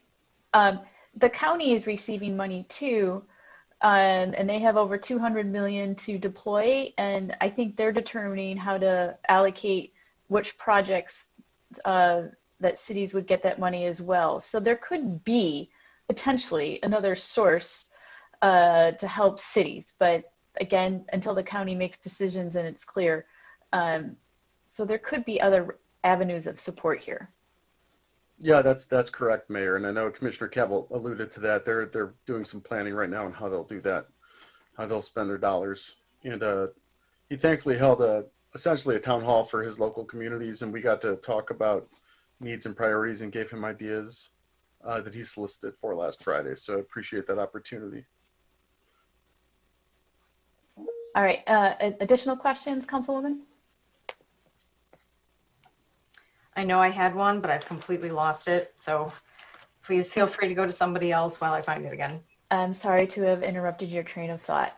Who's up else from City Council with questions?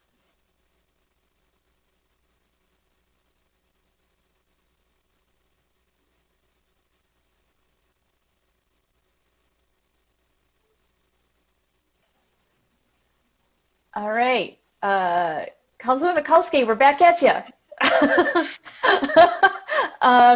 I think what we could do is go into motion, and if you have questions, we can continue asking them once in motion. I do have one bizarre question. So, and this goes way back to our budget workshop when we were talking about parking enforcement and some of the costs that could potentially be budgeted for that. And we talked a little bit about the app and a website and capital outlays for all the efforts to enforce parking. So license plate recognition systems, things like that. And I wrote down a question that we probably don't have an answer for tonight, but I still want to put it out there. And I was curious as to what the utilization rate of the app currently is.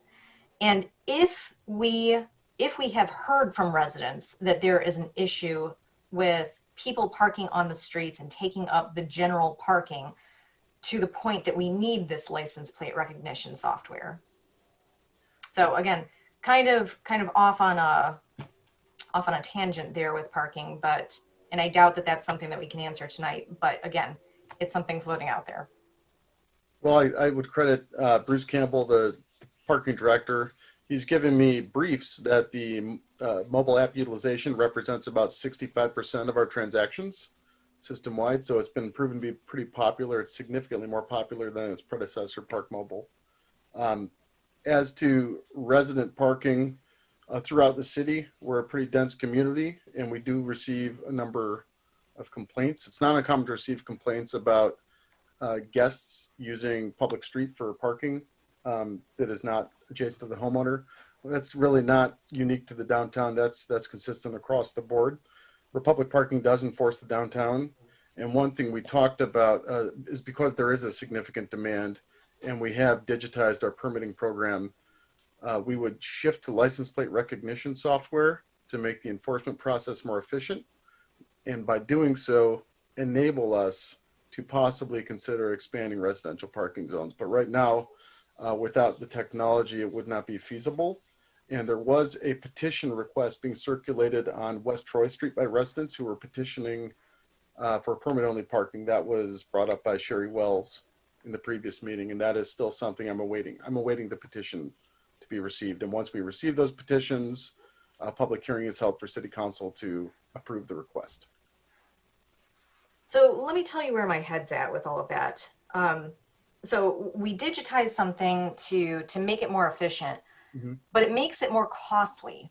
And when I look at budget chunks and I see like an 87,000 capital outlay for license plate recognition camera systems, although I might be getting that confused with the website cost, which was 104,000. I don't know. I've got a lot of notes here. Separate. Yeah. But when I see that, I wonder if we are overcomplicating the process in an effort to make it more efficient.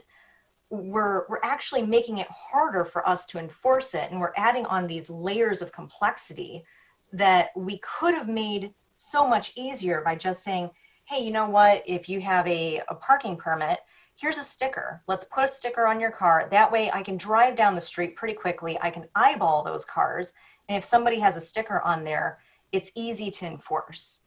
And I would say going forward, any time that we add these efficiencies on that have an additional cost, knowing that we have the Headley override going away in 2026, we have to make sure that every time that we're adding one of these additional costs in to increase our efficiency, that we're not increasing an undue burden to the taxpayers and to our residents, so that we can feel like we're doing it better when it could have probably just been done as easily with a simple process. So that's more a tangent than a question, and I apologize for that. But that was my little pink note on this paper, and that was not my intended note. I think what's important here is you're asking critical questions, and I think that's important. That we continue diving into those strategic questions about, is this service needed? What's the benefit and value of elevating, the technology side? By increasing the, efficiency, we're reducing staff time so staff can do more elsewhere. So I think these are all questions that are great. So I appreciate it. I would also add, I would be happy to invite Bruce Campbell, the parking director, to do a brief presentation if council wants it on parking enforcement. It's been a while since they have done that. He can talk about the challenges with decals, stickers, best practices. Digitization is a much more efficient, less labor intensive process to do it. It enables us to do it quickly given the current parameters. And that is a fee. There's no fee to the residential parking permits in Ferndale. So that's complimentary if your street is adopted. So I'd be happy to invite him to give a talk about that. And to clarify, the $87,000 is the actual license plate recognition software, camera system hardware, and the fuel efficient vehicle that will go with it, which, as mandated by the motor fuel policy, as we presented, the first priority is electric or hybrid, depending on the actual power needs and service needs, and that's per the policy. All right. So seeing no more questions, we would need to have a motion to proceed with the debate about the budget with council. I move to adopt the triennial budget for fiscal years 2022, 23, and 2024 as submitted by the city manager. As are we doing both motions right now? Yes. Okay. As well as adopt the appropriations resolution setting the tax rates, water and sewer rate, and sanitation fees for the fiscal year 2022 as submitted by the city manager. Support. Moved by Mayor Pro Tem Leaks-May and supported by Councilman Pollica, and now go into debate and discussion. Mayor, through the chair, I'd love to share a couple of thoughts before I lose them. Please go ahead. First of all, I want to apologize that I'm off camera. I keep getting an unstable connection pop up. I prefer to be on camera so that we can at least have an atmosphere that resembles being in person, but alas, the internet will not allow it tonight. I also wanted to just sort of acknowledge and thank residents who have written in and shared concerns. Speaking for myself, I've read all of those emails. I suspect my colleagues have as well. I apologize that we can't always respond point by point to all of these. I know there's a lot going on in my personal life at the moment, and that's part of it. But I do want you to know that I've read your questions and concerns and appreciate them. And then just moving backwards on some of the discussion that we've had tonight. One is I think it might be helpful to have some refresher info about our parking program at some point, because I think Councilmember Mikulski raised some interesting concerns that in spirit I share. You know, I also know, as someone who lives on a block that was an early adopter of residential parking permits, you know, we did stickers, we also did mirror hangers before we moved to electronic. And I think it would be helpful to have an update on why that progression was the way that it was. And then the other comment that I wanted to make, it's related to the budget, but also related to some of these infrastructure resources that we have talked about. I happened to have a conversation with our representative, Regina Weiss, a couple of weeks ago. I was talking to her specifically about the context of state resources for sewer improvements. But in that conversation, I learned a bit more that also relates to potentially lead service line replacement resources. This is unsatisfactory, but it's another one of those wait and see what the state actually does with this. But what she explained to me was that there was a recommendation from the governor's office for $290 million for the My Clean Water Plan that would include $235 million for infrastructure improvements that would include things like infrastructure to prevent sewer overflows, green stormwater infrastructure, and I believe that lead service line replacement was also included in that category, although I acknowledge that wasn't the emphasis of our discussion at the time. And that this $235 million, if ultimately approved by the legislature, would come out in the form of grants to local governments. So you can imagine that once that pot is broken up across the state, it gets broken up into much smaller chunks. But it's still something that I wanted to add to this discussion of potential resources for infrastructure improvements, because a lot of cities are in a similar position to ours, where we're relying on aging infrastructure that, you know, we need to continue to maintain, but, you know, that also we need some coordination and cooperation and resources from our governmental partners. That's it for me. Thank you, Councilwoman. Other comments?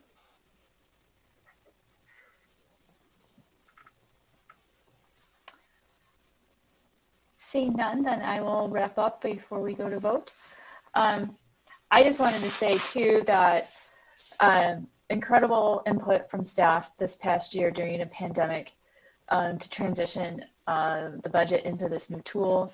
Thank you for your dedication and hard work to make, you know, city budgeting is very complex of what you can and cannot do with each fund in your general fund, and having easier ways to digest that definitely helps residents understand where their local government is prioritizing their tax dollars.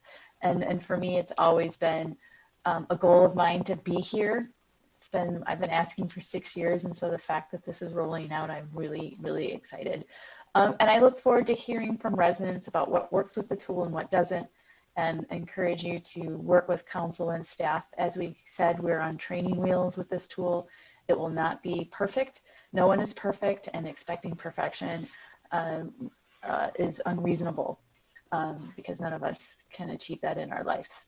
And so I also wanted to say we have this incredible funding opportunity coming from the federal government that we usually don't have, and because of the pandemic, but also because of you know, building back better and investing in infrastructure. And I welcome the opportunity of helping us prioritize when these funds become real, and put quotings around real, meaning that we have them and there's guidelines, clear guidelines of how to use it, is working with our residents about how we allocate that going forward.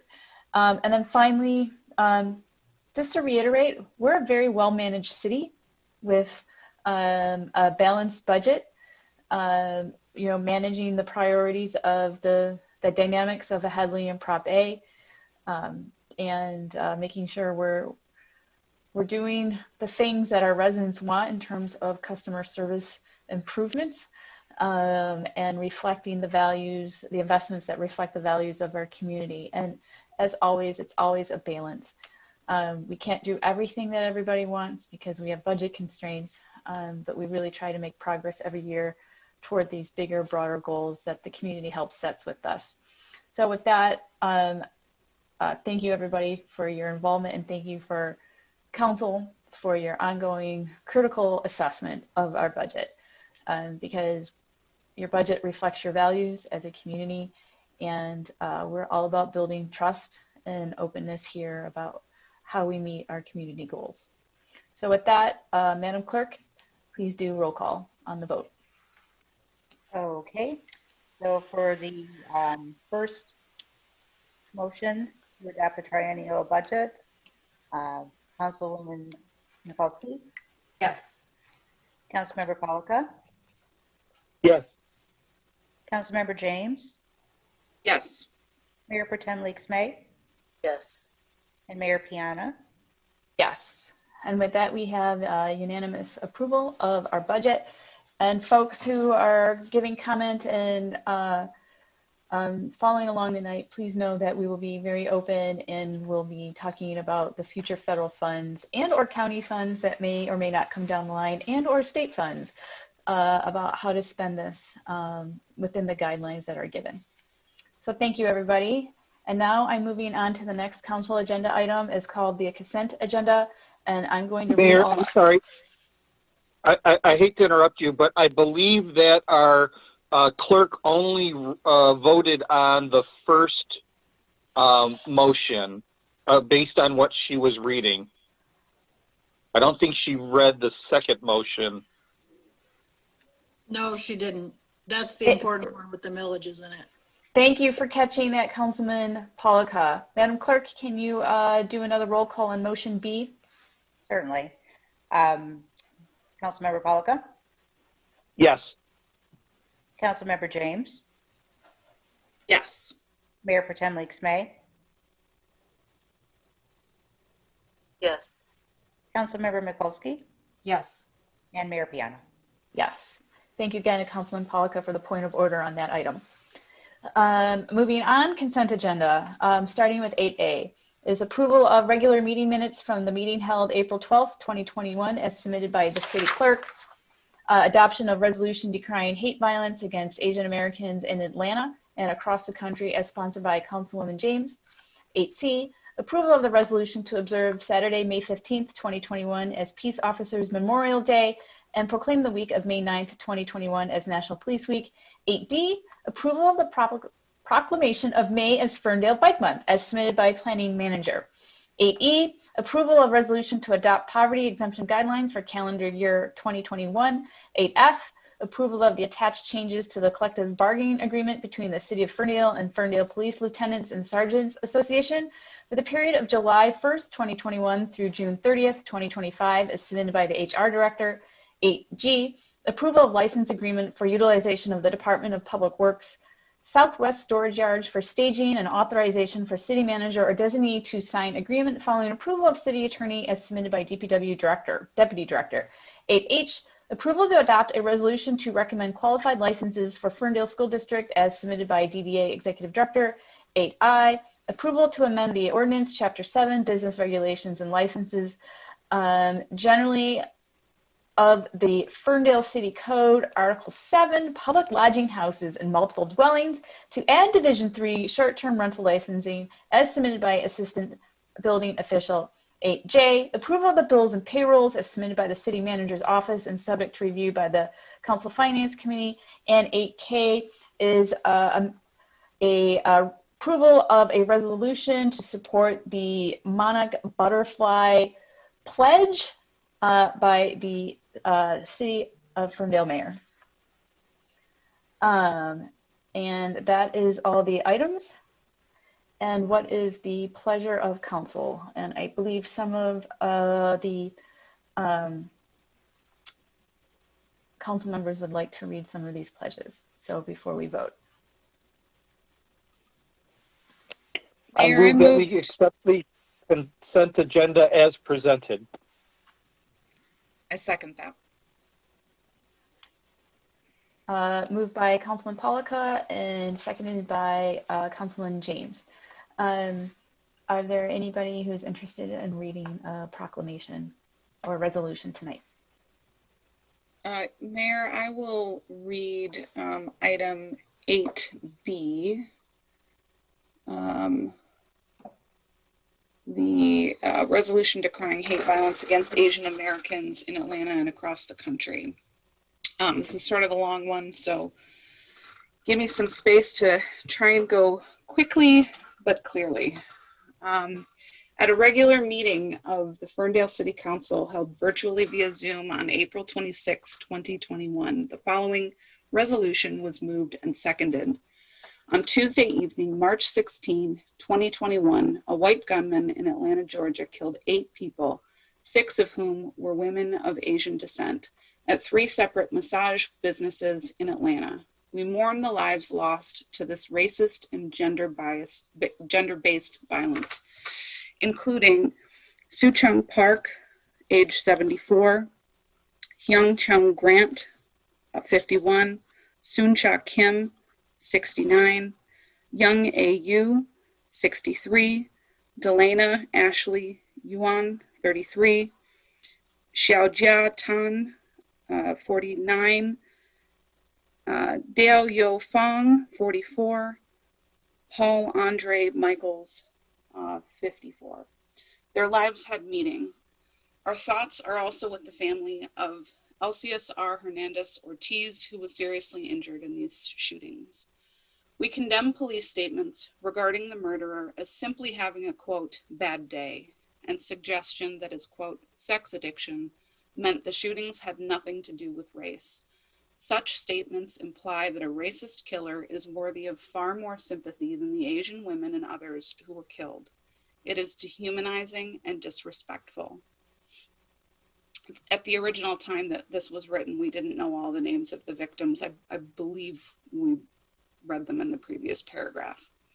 These murders are a part of a disturbing trend of increasing violence against people of Asian descent across the country.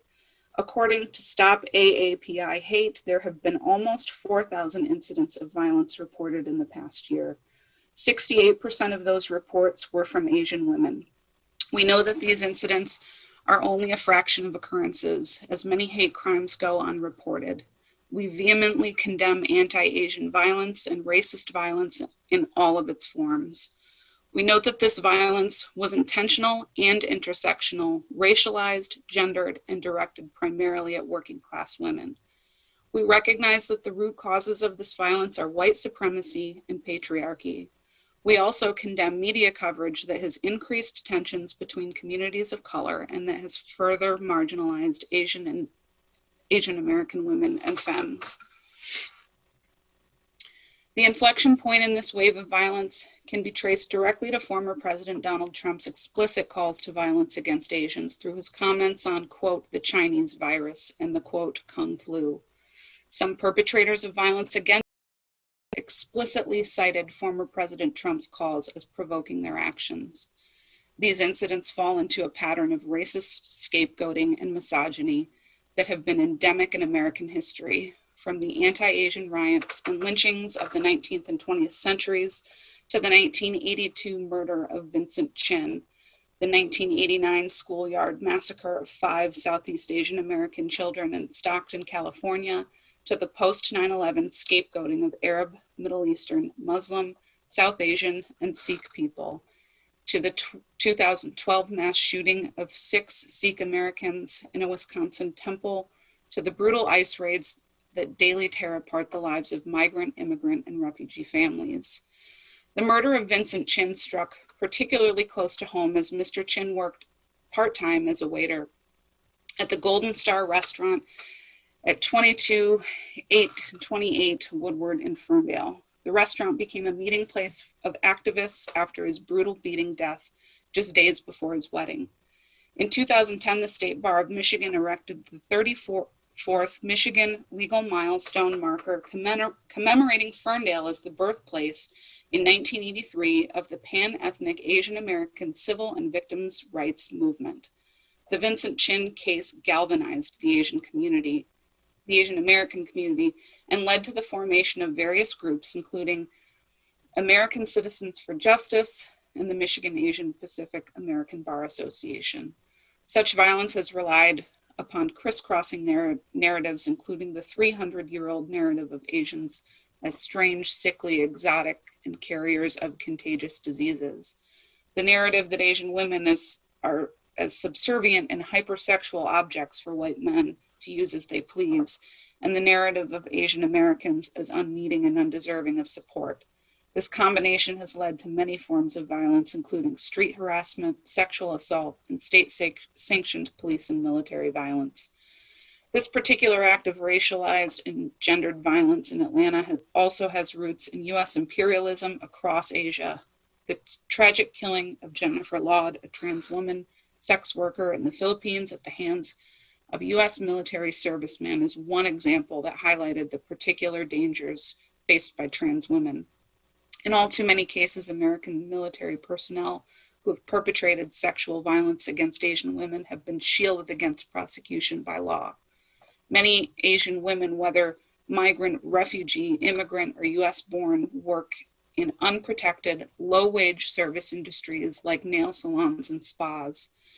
The criminalization of the sex trade has left many cisgender women, but particularly transgender women who work in these industries facing unfathomable violence, often at the hands of police and law enforcement.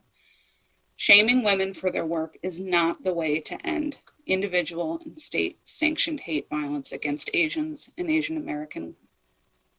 It blames the most vulnerable for social and economic conditions created by policies set at home and abroad.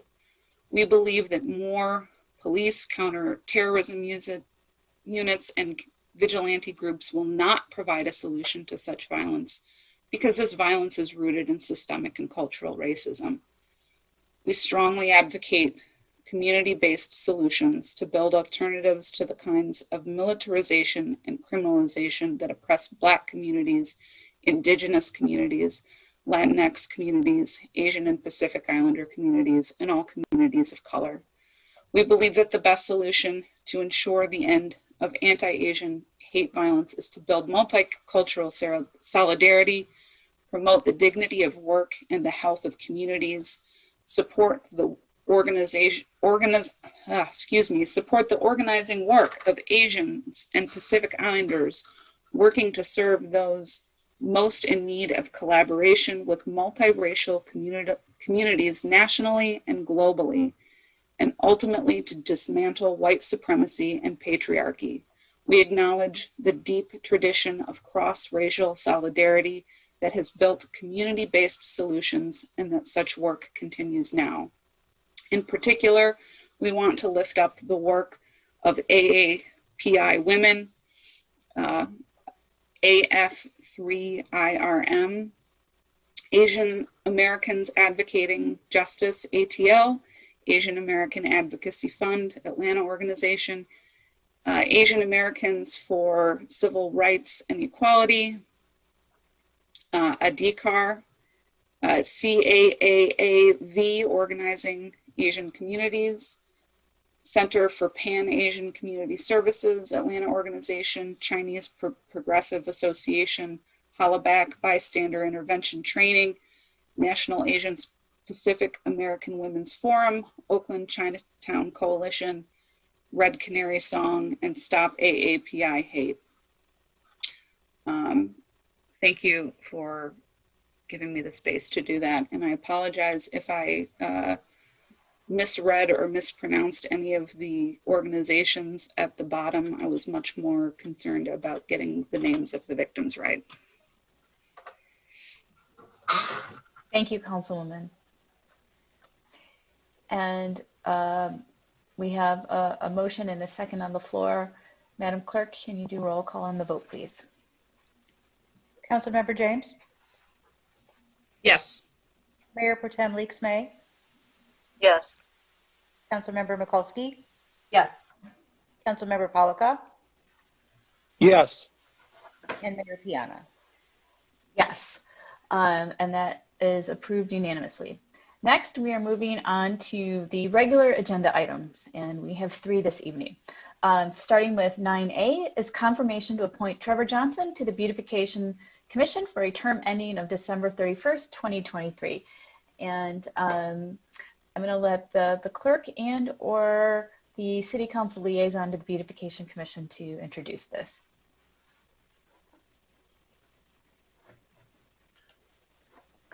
Chair, Marnie, could you please introduce this? I'm not seeing Michael Larry as being available. Yep, I've got it. Oh, sorry about that. Yes. I said, did I say city staff or I said city council? Oh, I'm sorry. I said city council. So I was giving an opportunity to. Somehow I also interpreted that as city staff. Sorry. I was wondering why there was silence. Okay, I'll let you take it away, Marnie, real quick, and then Laura, you can say what you'd like to say. How's that? Sure. Okay, so we have had a recent resignation on the Beautification Commission, and Mr. Johnson was had previously applied for the position back some time ago. There wasn't an opening, and he was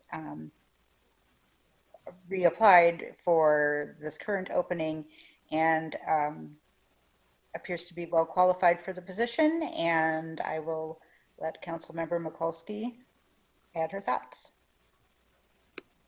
Well, I'm thrilled to introduce Trevor, and I believe he's on, and I'm sure he can talk a little bit more about himself and his background. Trevor is well known within the community, and he has been involved in so many things for so many years. And he's actually one of the in Ferndale as a real leader in the community when I first moved here 15 years ago. And it was eye-opening to reach out to him many, many years ago and talk to him about his involvement and his love for organic gardening, his love for the community, his love for public health. And it was a natural extension to inform him of the vacancy and hope that he would want to get involved. When I had joined the Beautification Commission, I looked at the charter for it, and it talks a lot about things that we don't normally attribute to the Beautification Commission. A lot of people think of beautification as something that's just a board full of people who are judging homes and gardens as beautiful. And that wasn't the real intent. The real intent goes deep, and it goes deep into studying, investigating, and knowing Trevor's background, and knowing that he has been so involved and wants to be involved and has that experience that I think would really contribute to those overall goals. It was really a happy moment in my life to ask him to attend a few meetings and hope that he would apply. So I'm thrilled that we're seeing this come forward, and I hope that Trevor can speak a little bit more about his background and his intention in getting involved. Thank you, Thanks, Laura. Councilman. Welcome, Trevor. My goodness, that was amazing. I don't think I could say it any better myself. I did review the charter for the Beautification Commission, and I was equally as moved about the intention behind it. And when I initially thought about the position, I thought it would just be a good place for me to practice my civic desires, the place to play with my fellow citizens. And upon deeper review, I saw it as a place where I could really find a home for my public health scholarship and my continued home in Ferndale. So I'm really happy to be a part of this, and to even hopefully play a role in the Monarch piece that you guys just passed this evening. So thank you very much. I appreciate it. Hello to the kitty that I just saw. So, well, thank you, Trevor, and thank you for lending your talents to the city.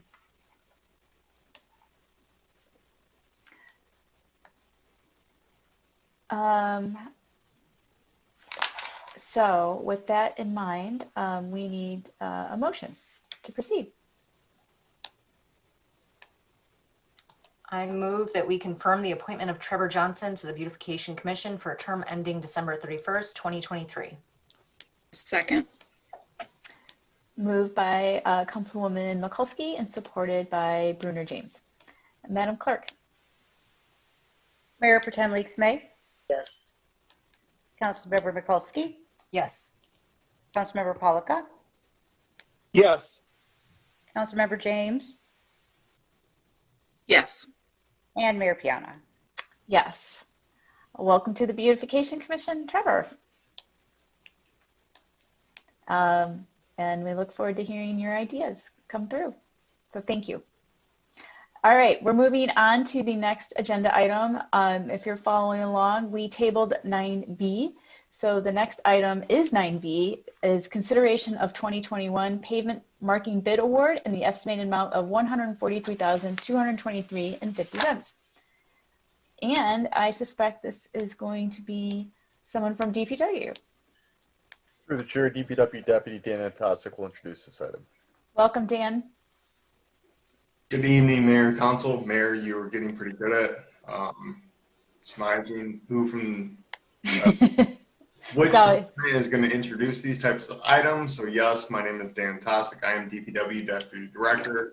And tonight for consideration is the bid award for our 2021 pavement marking program. So our pavement marking program is a biannual maintenance program for our pavement markings on the streets. And what some people might wonder is, what exactly is this? Well, what this program is intended to do is to update our pavement markings. So those are your yellow lines, your white lines, your crosswalks, your bike arrows, bike sheros, and stuff like that that are out on our streets throughout the community to help all of us navigate what we need to do as we're sharing the roads with both vehicles and bicycles and pedestrians. So this biannual program that we do is to really either touch up or replace our pavement markings. And we typically do this every 2 years with our Act 51 funding for major and local roads.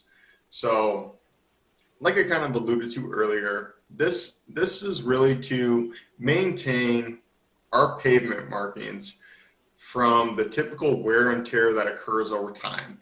And that wear and tear comes from vehicles driving on it, trucks turning, snowplow operations, street sweeping, and all that fun stuff that goes into everything on our roadways. So in this year's program, we're looking to touch up our crosswalk markings, which are, very important to pedestrian safety. It's always a pet peeve of mine when you pull up to the stoplight and you see someone that has to walk out in front of a car because they don't have touched up pavement markings and they cross over that stop bar. In addition to, we're talking about turn arrows, which delineate a left or a right turn. Our actual traffic lines themselves, our solid lines, our dotted lines, markings within the downtown area, and then our bike lane markings also. And a part of this project is to do some additional cleaning instead of actual full-on replacement. So this year with our 2021 pavement marking bid that went out, we only received one bid on this work, and that was from PK Contracting. And the one thing I will say is staff isn't overly concerned with only receiving one bid, because PK Contracting is a major player in the state of Michigan when it comes to pavement markings. Because this is it's kind of a niche line of work, and PK has been in town for a few years now doing work for us, not only on our 2019 pavement marking program, but they've also been a subcontractor on our local paving program over the last few years. And they really do quality work, and they're good at what they do. So we received an overall bid on that work for $143,000. And the one thing that you will see within the request of council is, DPW budgeted roughly $120,000 to perform this work. And we're confident at where we are at in the budget that we will be able to offset that additional costs in major and locals from cost savings that we've seen over the year from items such as overtime, winter maintenance, and things like that, to direct those dollars into the pavement marking program itself. And at that, I will leave it up to questions of council.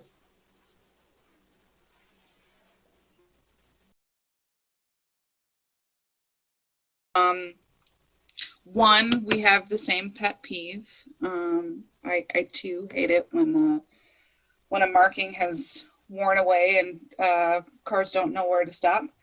That being said, I'm interested to know whether our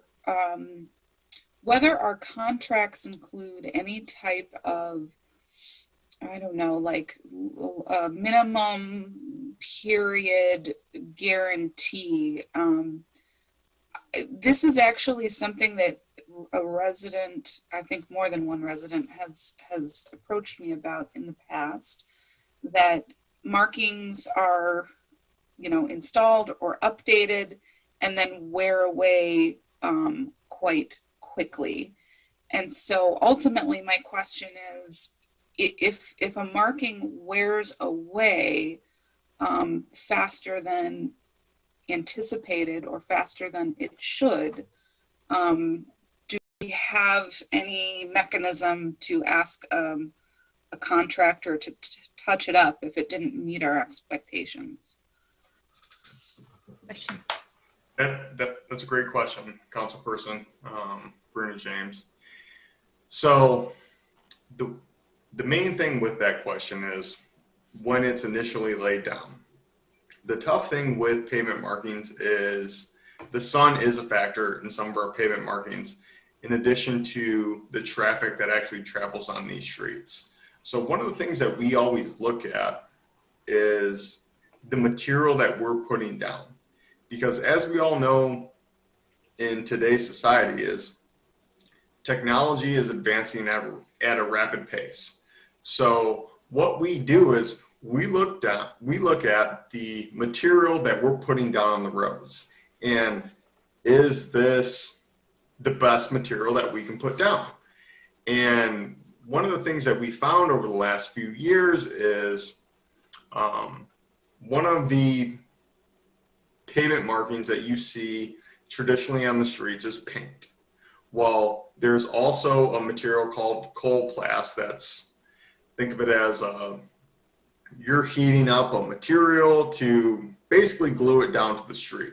Well, in the past couple of years, some advancements have been made in pavement markings. So we have transitioned ourselves into the latest and greatest of material that goes down.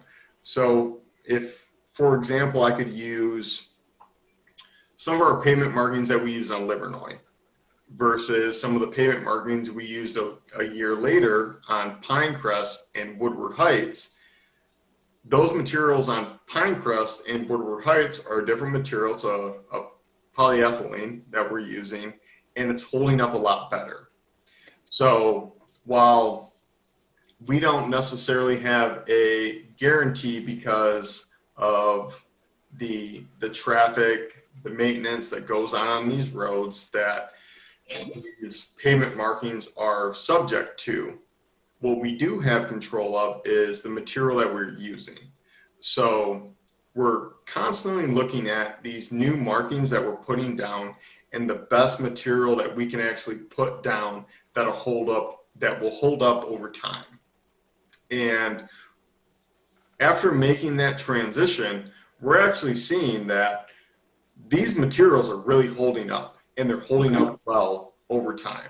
So what we'll continue to do is look at what we're putting down, what's the latest and greatest on the market, and make those adjustments over time. So we're best using taxpayer dollars and our Act 51 dollars as efficiently as we possibly can. Gotcha. Thank you. Through the chair, Dan, when you say that it's holding up well over time, how long is that time period?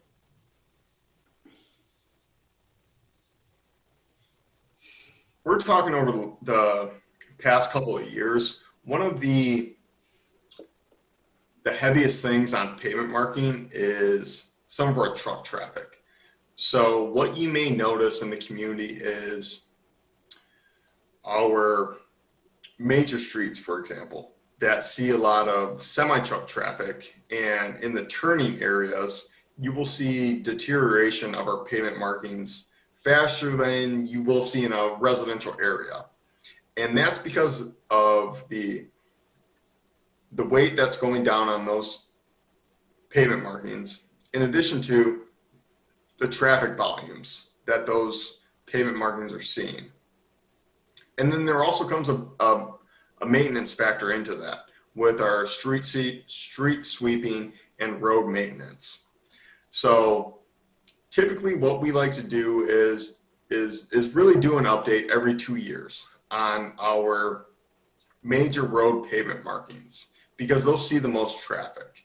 And many of you may know, if you're driving around through Metro Detroit, you'll see a crosswalk that, you know, you can barely see that anymore.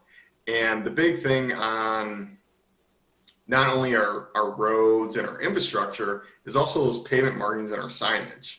And there needs to be an ongoing maintenance of those to keep those fresh, to keep those popping in your eye, that those are there. And, you know, it makes sure that this is a left turn lane, this is a crosswalk, and so on. Okay. Another quick question. So you'd mentioned that PK contracting is one of the few that work in this niche. And you know, I'm nosy enough that I started trying to find anybody else that did the work, and it doesn't look like there are hardly anybody does the traffic striping. So not just pavement striping, but actual traffic striping.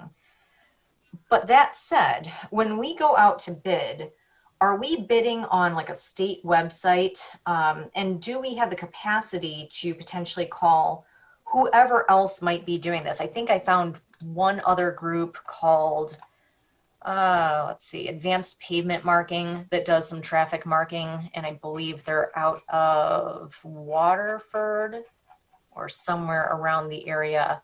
I was just wondering if there's any way that we can ensure in the future that we do have at least 2 bids to make sure that we're getting, you know, the best service and the best price.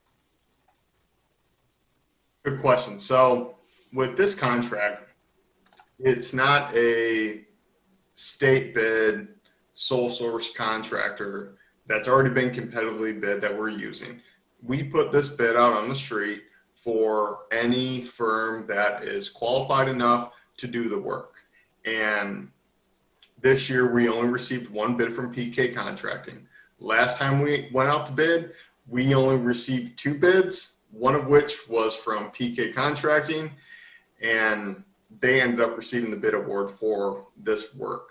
One of the things that we do try to refrain from when it comes to these larger projects is shopping that work out to contractors, because we don't want to have any potential bias when we're doing these major projects. And that's why we put these out to bid on the state of Michigan's website for any potential bidder to bid on. And this year, the unfortunate thing that we had is we only received 1 bid on this work, but the nice thing is we've done work with PK in the past, and they've provided quality work to us. So one of the nice things is that, you know, they've done work for the county, they've done work for the state, and they've really established themselves as a quality contractor for pavement markings here in the state of Michigan.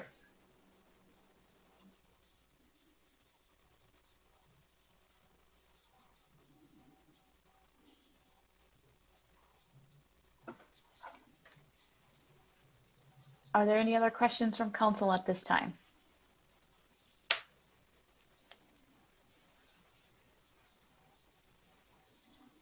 Seeing none, we need a motion to proceed.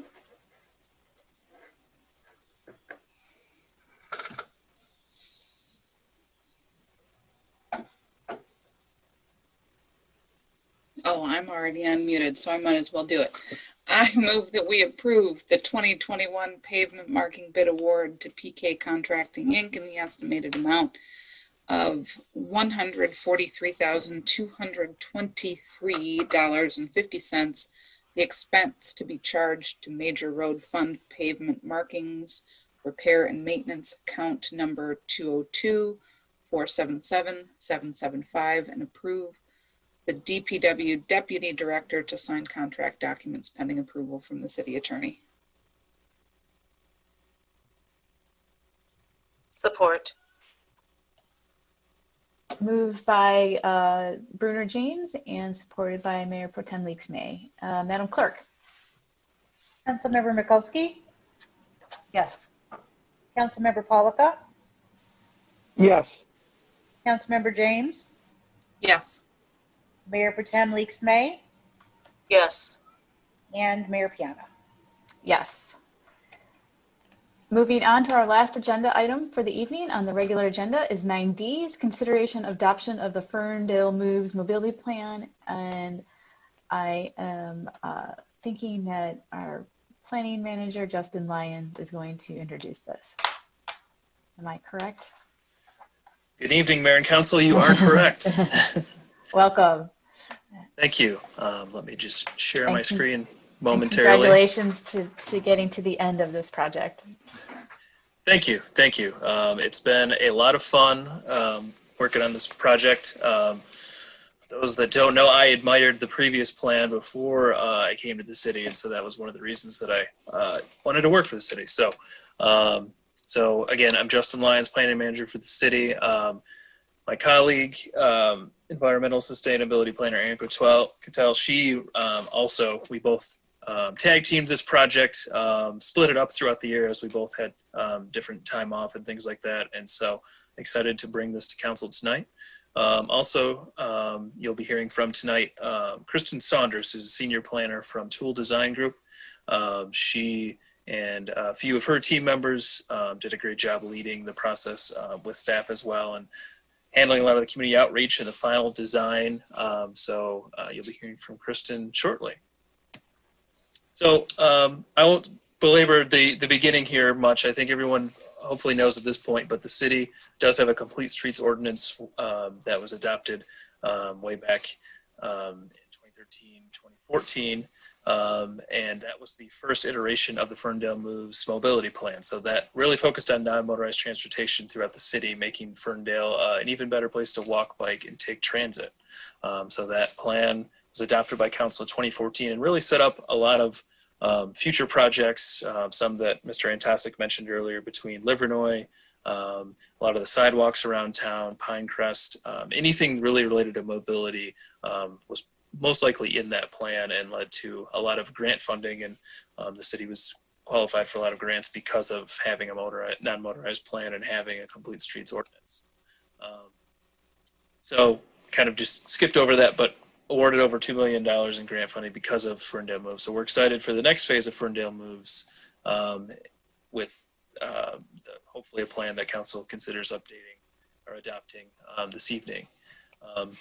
So just generally, we started this process last spring. The city made a request for proposals, got a lot of great interest from different team members from the state and around the country who wanted to help lead the community and hear from the community on an updated plan. We had a steering committee kind of help with that process. City Council approved a contract based on the steering committee's recommendation in May of last year with Tool Design. And then throughout last summer was a lot of inventory and analysis, which was well-timed because people weren't, we're outside and we're biking and walking in a socially distant way. But it was a good time to just take stock of what had happened since the previous plan. There was community engagement planning and a lot of initial outreach done, and we'll get into more of what those different tactics were throughout August and December. A lot of the community engagement led to different drafts of the plan that were published and shared throughout the community. We held some community engagement meetings specifically in December, probably one of the better meetings that I've ever been part of, I think, in December. Really got a lot of great feedback about the overall plan, but also Woodward as well. And then during those next few months is when that draft plan was made available. We did have an open application and form that the community was able to give feedback about, and so we updated the draft based on a lot of that feedback. And then the Planning Commission recommended that City Council adopt the plan on April 21st. There was a prior meeting where the Commission gave staff some feedback. They did actually recommend adoption at that previous meeting as well, but we came back, made some of those tweaks on April 21st, and got a unanimous recommendation for approval. And so here we are tonight with City Council. So I will turn it over to Kristen, who really got to know Ferndale well, and I think put together a great plan reflective of the equitable goals and other goals that we had throughout the process. So Kristen, I think you should be able to unmute, and I can turn the slides if you're ready. I am ready. Can everyone hear me? Yes. I can tell that everyone can hear me because I can see the transcript. Thanks so much for having me tonight, and thanks, Justin, for that introduction. It was really a pleasure to work on this plan with Justin and Aaron throughout the year, and the steering committee. I got to meet so many people in Ferndale. We all know it was a strange year, but I think we had such a great team that we were able to kind of learn together how to complete a plan in this new environment, and I think it really was successful. And thanks for having me tonight, and I'm excited to walk through some of the plan information. Hopefully you've all gotten a chance to look at it. I'm a planner, I'm a transportation planner, and so I really believe in setting goals for any sort of project that you're going to take on. And so, of course, we spent some time in the very beginning thinking about the goals for the 2021 Ferndale moves. One goal that was really important to the city was, of course, the environment, really focusing on projects that would, in the long term, decrease emissions. And within that, we also talked about some stormwater recommendations as well. Another goal that was really special to Ferndale and important to the community, and I believe the first time this was mentioned was in a stakeholder interview, but the idea of connecting all of Ferndale's key destinations. You know, how cool would it be if all of Ferndale's key destinations, parks, schools, community centers, were connected by safe and comfortable streets that made those kind of daily activities just more enjoyable and easier to do without the need for an automobile. So we all loved that goal, and as we were kind of looking at all the goal options, we kept that one, community life. Equity, of course, was a goal throughout the plan. So there are specific recommendations dealing with equity, but also it's a major component in all the recommendations. But that is just to really prioritize non-automobile transportation options for people that have been historically underrepresented in the planning process and in the transportation planning process and decision making. And then because Ferndale is a community within kind of a larger community of the sort of whole Detroit metro area, regional mobility is really, really important. How do Ferndale residents get to and from Ferndale, but also how do people travel to and from the greater region? And so I think, one major component you see throughout the recommendations is just the need to work with your neighbors and to kind of build those relationships so that some of the bigger projects that are impactful to Ferndale can happen. Go ahead and change the slide. So we did start with a level of an analysis. The 2014 plan included something called a bicycle level of stress analysis. So we did a number of sort of GIS analyses to help us understand the street network and also help us prioritize recommendations. So in 2014, there was a bicycle level of stress analysis. And so all of these analyses really focused on the human experience of transportation and mobility and helped us understand what it was like to really be a person in Ferndale, making all of these trips to, meet your daily needs. So a bicycle level of stress analysis really helps us map and understand the, maybe it's self-explanatory, but the level of stress you might feel if you were trying to bike on different streets. So it looks at the amount of cars on the street and the speed of the roadway. One new thing we did with this project, which we all thought was pretty cool, was to take that same idea of bicycle level of stress and apply it to the pedestrian crossings. So that's actually the image you're seeing here. But we looked at the kind of some similar factors like the amount of cars on a roadway, the speed of vehicles on a roadway. But we also looked at, whether there was a marked crossing. I know the previous discussion was about pavement markings and how important they are. So whether there's a marked crossing, whether that crossing is controlled or not, and to think about, how stressful it would feel for someone to cross the road. And I think this really resonated with a lot of our steering committee members, just thinking that, a lot of your, if you're on a sidewalk, it's really great, walking is really easy and enjoyable, but if you get to a really stressful street crossing, that can kind of impact the mood of your entire trip. And then we also looked at kind of how to prioritize projects that would really get a lot of ridership. So, prioritizing projects that have a high potential for attracting more riders, that lead to a large number of destinations, or that fill a gap between two bicycle or pedestrian facilities. And then of course we looked at crashes and safety. So where can we make recommendations that would improve the safety on the roadway? And then, as Justin mentioned, this plan did include a lot of community engagement, and community engagement was very different than anything I've had to do in the past in 2020. And we were really, we really had to learn together. And one thing I'm really grateful for from this team and from the steering committee is just the ability to experiment and try things out. Everyone on the steering committee was really enthusiastic about coming up with ideas and really trying out some engagement tools that no one, including us, had really tried before. So tool design does make a lot of interactive web maps. So it was great to have kind of a background in that, so that in 2020 we could make a really sort of accessible web map for people to give comments and tell us what they think about the plan, and also just give us comments about where they would like to see improvements. One thing we really relied on during this plan was a series of stakeholder interviews. I think those were more important than maybe other plans we've worked on, where you can have some of those conversations before and after an in-person community meeting. But we really put a lot of time and effort into identifying stakeholders to interview, setting up those stakeholder interviews, asking the right questions, and they really informed the plan. There's a lot of recommendations that I think would not be in this plan without some of those stakeholder interviews. So I appreciate everyone who was able to participate in those. They were really informative. Another thing that was part of this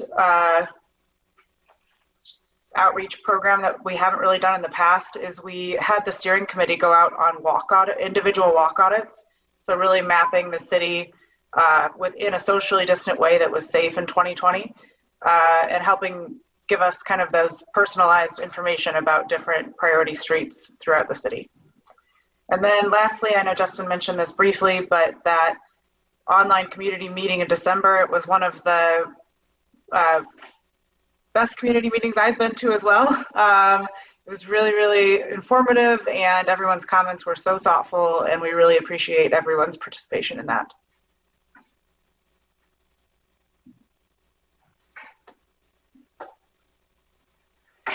So if you have a chance to look at the plan, there are a ton of recommendations, and there's a lot of maps in the story map that illustrate those recommendations. You can click on every little dot and it will give you a little more information about what that recommendation actually includes. But you can see from the numbers here, there's 24 policy and programs, 80 infrastructure projects, which just means like physical projects like a bike lane or a pavement marking or a signal upgrade, 42 crossing upgrades, and then we also outlined in more detail 3 priority projects. So we picked 3 projects to take into more sort of illustrate at a higher level, so that they're really ready to go for the city. And then throughout this plan, Justin and Aaron were really clear that this needed to be really focused on implementation, that we don't want to be making a ton of recommendations that are just impossible to implement or don't really have that prioritization eye. So we're also excited to have included, a prioritized project list. We tried to be very clear about how we prioritize projects, and that's actually what you're seeing a little screen grab from here. And then also the 5-year project list. And I think the 5-year project list in this plan is really successful because one thing I mentioned earlier is just the need to work with your neighbors on some of those big projects like Woodward Avenue, 8 Mile, and the 5-year project list. We know all of those projects aren't going to get done in 5 years, but we did give you some steps for getting those projects started and kicked off. And then also a 5-year program and policy list, which I know everyone on the team is very excited about. So we did prioritize projects based on the plan goals, and you can see all of that detail and a little more information about how that was done in the appendices.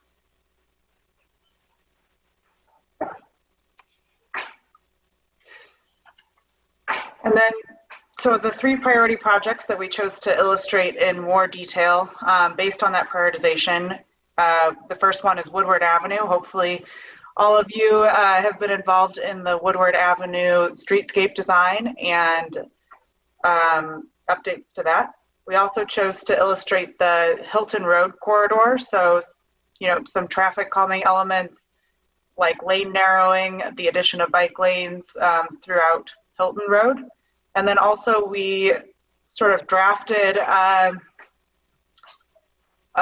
toolbox for the new traffic calming program, which in the plan is outlined and called slow zones. So really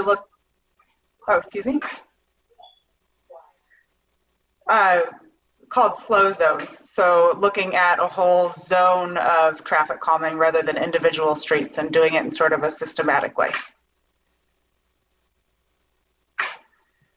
So I think Justin wanted to take it back and just sort of acknowledge everyone that was on the steering committee. I also wanted to say thank you to all of these individuals. It was great working with you, and I look forward to continuing. Thanks, Kristen. Yes, so just briefly, thanks to the tool design team for leading us through a thorough process during a pretty difficult year. And also thank you to everyone who participated, but our steering committee, they really helped guide the plan throughout and did a great job of, I think, sharing a lot of the opportunities for meetings and things like that. So we had a lot of great representation from staff, obviously. So thank you, to every department that was able to participate. And then also we had a good variety of steering committee members from the bike shop to some representation from the Planning Commission, Board of Zoning Appeals, a senior resident, a youth representative, which was great, and then our Sustainability and Accessibility Inclusion Commission. So thank you very much. The only other thing I was just going to say, I didn't want to assume too much that in case there are folks that had not seen the plan, I just wanted to point out how easy it is to find the plan. And so if you can see my screen, this is ferndalemoves.com. This is where you can visit the plan and a whole bunch of other things. But right on the homepage, it just says thanks for your feedback, and you can review the draft plan, and you can click on learn more. And it'll take you to all of the links where the appendices are, but really the primary function is through the online plan which is in a story map format. And so you're able to click in and dive in on very specific things if you want to and get into the nitty-gritty details, but also there's some appendices in the back that also on the last page summarize everything. So thanks very much, Council, and looking forward to answering any questions you might have on the project.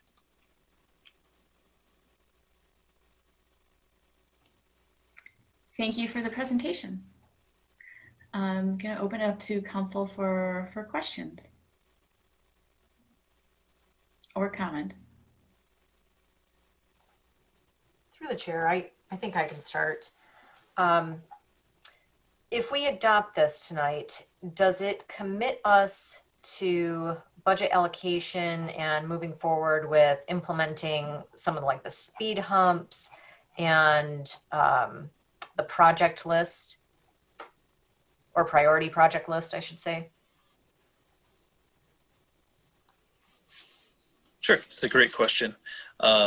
So this plan is generally a guide of projects we think and the community thinks are a priority going forward. However, there are not specific budget allocations for each of these projects.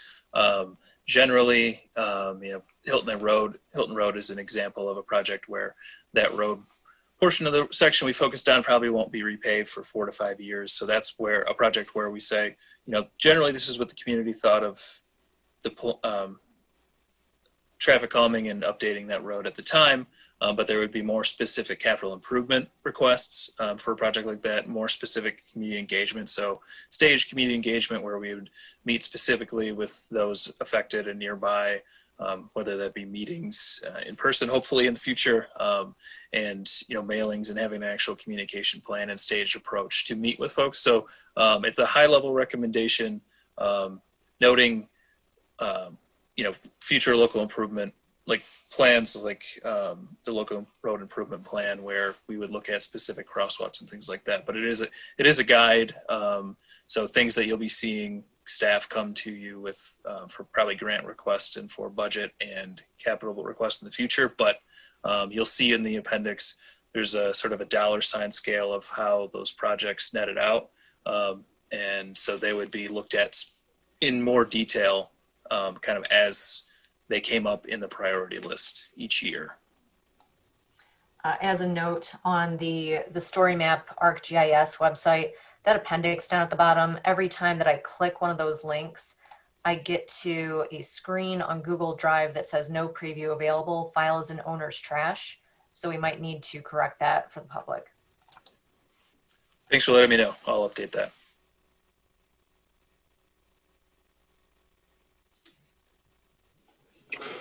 Through the chair, I've got a question. Sure. So I apologize that this is specific to one particular project as opposed to the overall plan, but I'm trying to get a handle on sort of a project that has been important to me over the years. The lack of sidewalk on the west side of Pinecrest near 8 Mile, where we've got a lot of our students walking from the Charter Township of Royal Oak, sort of having to cross Pinecrest twice in order to get to the high school and middle school building, or walk on an area where there's no sidewalk. Can you help me interpret where that falls? I see it listed in the recommendations, and it I think it's in ID number 11, but I don't quite understand how to interpret its priority. Can you help walk me through how to interpret that? Sure. I know exactly the sidewalk that you were talking about. We actually are looking to, I think we may be able to find a grant to help with that. And the schools are absolutely supportive in finding that. So as far as where did that rank in the priority list, because it was located near a school and because it is close to connections to Royal Oak Township and City of Detroit, and just knowing that there's a variety of students that do go to Ferndale Middle School and High School, that made it to the higher priority list. So it is more on the expensive side, but it is high enough that we did already target some grants and know that that would be a future capital improvement request. That's great to hear. So through the chair, working off of that project, why would it be a city expense since that sidewalk runs along a business and any other business where we have to replace sidewalk or put in sidewalk would be responsible for paying for that sidewalk to either be maintained or put in. We do that for residents. We do it for other businesses. Why should the city assume those costs along that property?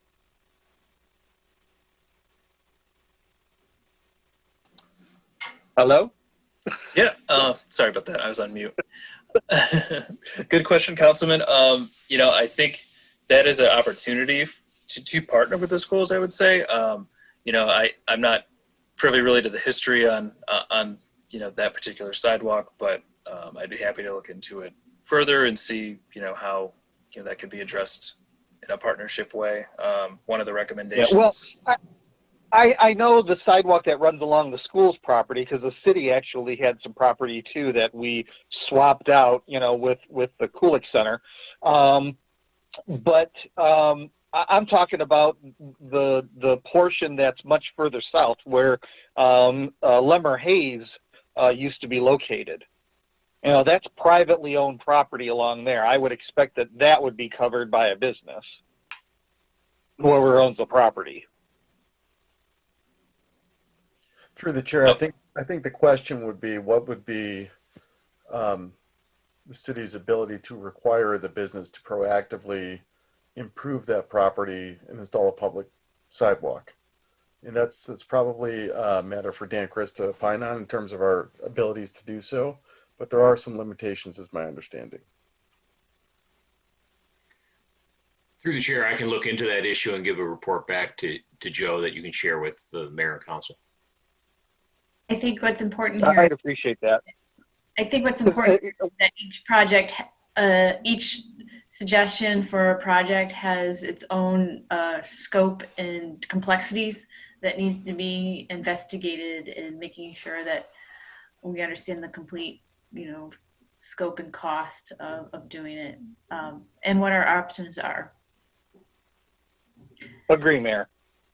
Are there other questions from council? I have one, but I wanted to make sure everybody else on council had an opportunity to ask. I had questions about the slow zones. Can you talk a little bit about how this policy is going to, or this program is going to change? Because we do it sort of street by residents asking. And it sounds like what I'm reading here is that it's going to be going by neighborhood. And so how do you see this shifting over the next year or two, as this was one of the priority projects of the top 3? And then I had a very specific question about a very specific speed hump treatment. No problem. So the slow zones, I think the traffic calming request, I think, to staff has increased over the years. And I think that particularly in the past year during COVID, there's just been absolutely a spike in speeding around the city. But so yes, the general approach is sort of a hybrid approach of the current program, which is petition based, and also a proactive approach where we've seen some continued issues on some wider streets, some streets that are near parks, some streets that are near schools, where we do feel like coming up with a policy to share with City Council on being proactive with certain streets like that, and sharing those plans where the city can get out ahead of issues and take care of some issues that we think, it's a particularly long stretch of a corridor or something like that, where it would be onerous on a resident to ask for petitions on a very long street, like let's say Mapledale, for example.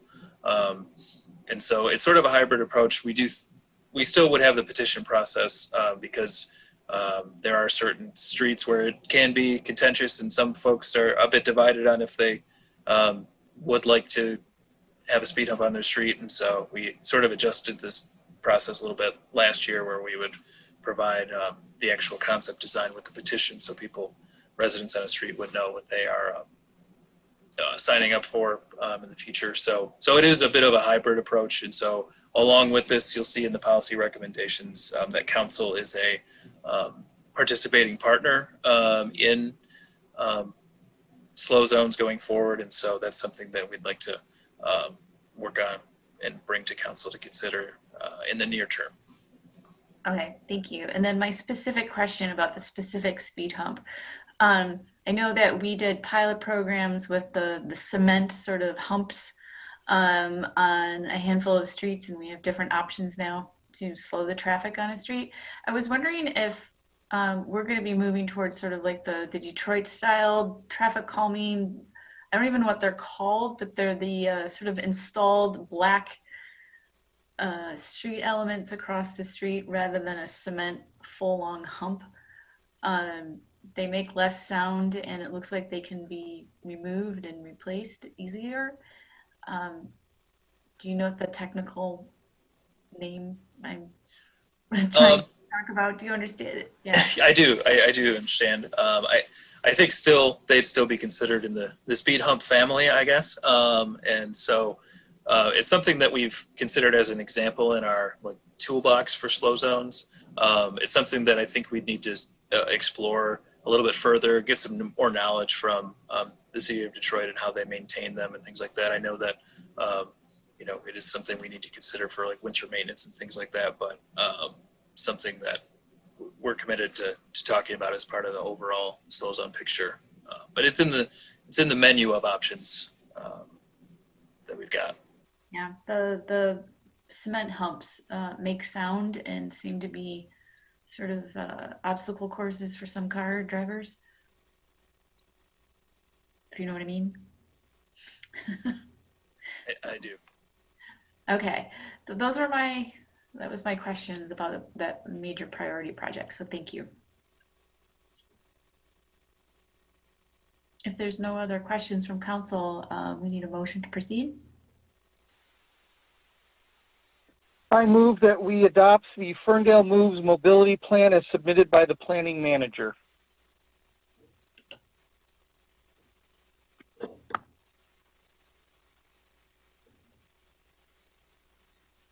Support. Moved by Polika and supported by Bruner James.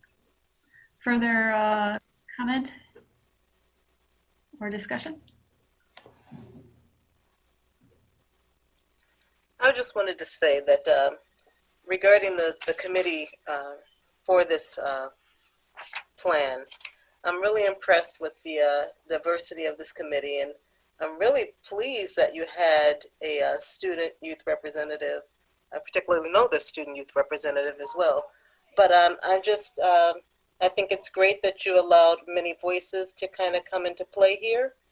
And I think we should have more student representatives on other committees throughout in the future, because eventually it'll be these students who are using our roads a lot more than we are. And just, growing up in the city and being involved in the city politics. So I'm impressed. I like that lineup. So thanks for really thinking that through and the work that was put into this. It was impressive. Thank you. And just to echo that, yes, thank you for all your hard work, Aaron and Justin, and tool design, and adapting and being creative about how to do engagement during a pandemic year. You literally followed the whole progression of the start of the pandemic, started with this project. So I really appreciate your innovation as we went through this process. And I'm really excited to adopt a website and the documents that go along with this. And thank you for all of our residents and business owners who gave a lot of input. There was a really broad engagement through this process.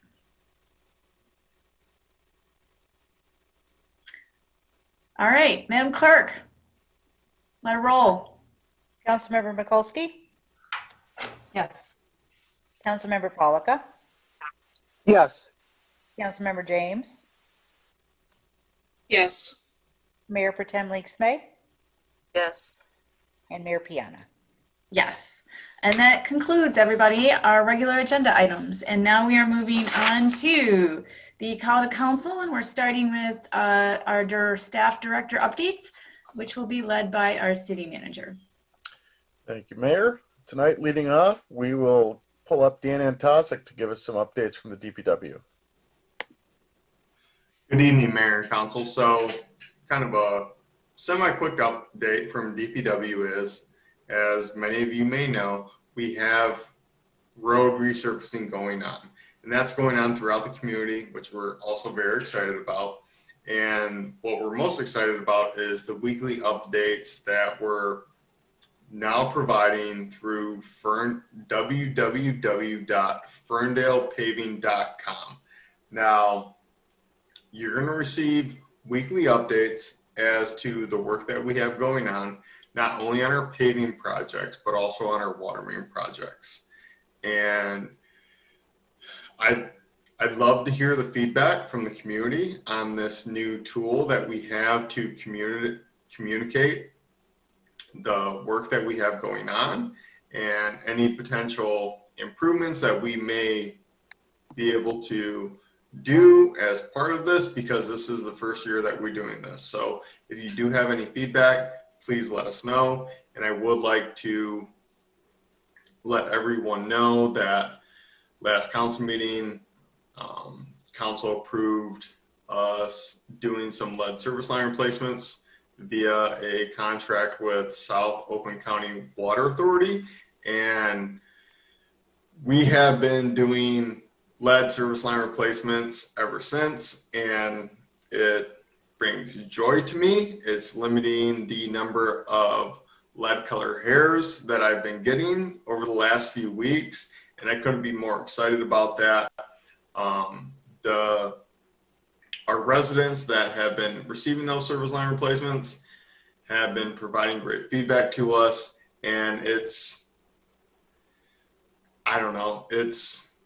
great getting to perform some work that we've been talking about for so long, and I find great joy in that. So I do thank council, our residents, and everyone that's been involved in the entire process to getting us to this point, because it has been extremely cumbersome. And just like this time last year, this time that we're in right now with COVID, that not only DPW, but our contractors are required to have COVID plans in place, precautions that our crews are supposed to take, our contractors are supposed to take, not only to protect ourselves, but also our residents, and that, we do take those seriously. If you see anything out of the ordinary, please let us know. But at the end of the day, everyone goes through a screening process every morning, social distancing in place, requiring wearing masks are in place for not only DPW, but our contractors that are out in the field that are interacting with our residents on a day-to-day basis. So, that's just a quick update on our projects that we have going on. Everything else is, normal DPW operations, in any other year that you'd see things, compost, yard waste, all that sort of thing. So thank you. Thank you, Dan.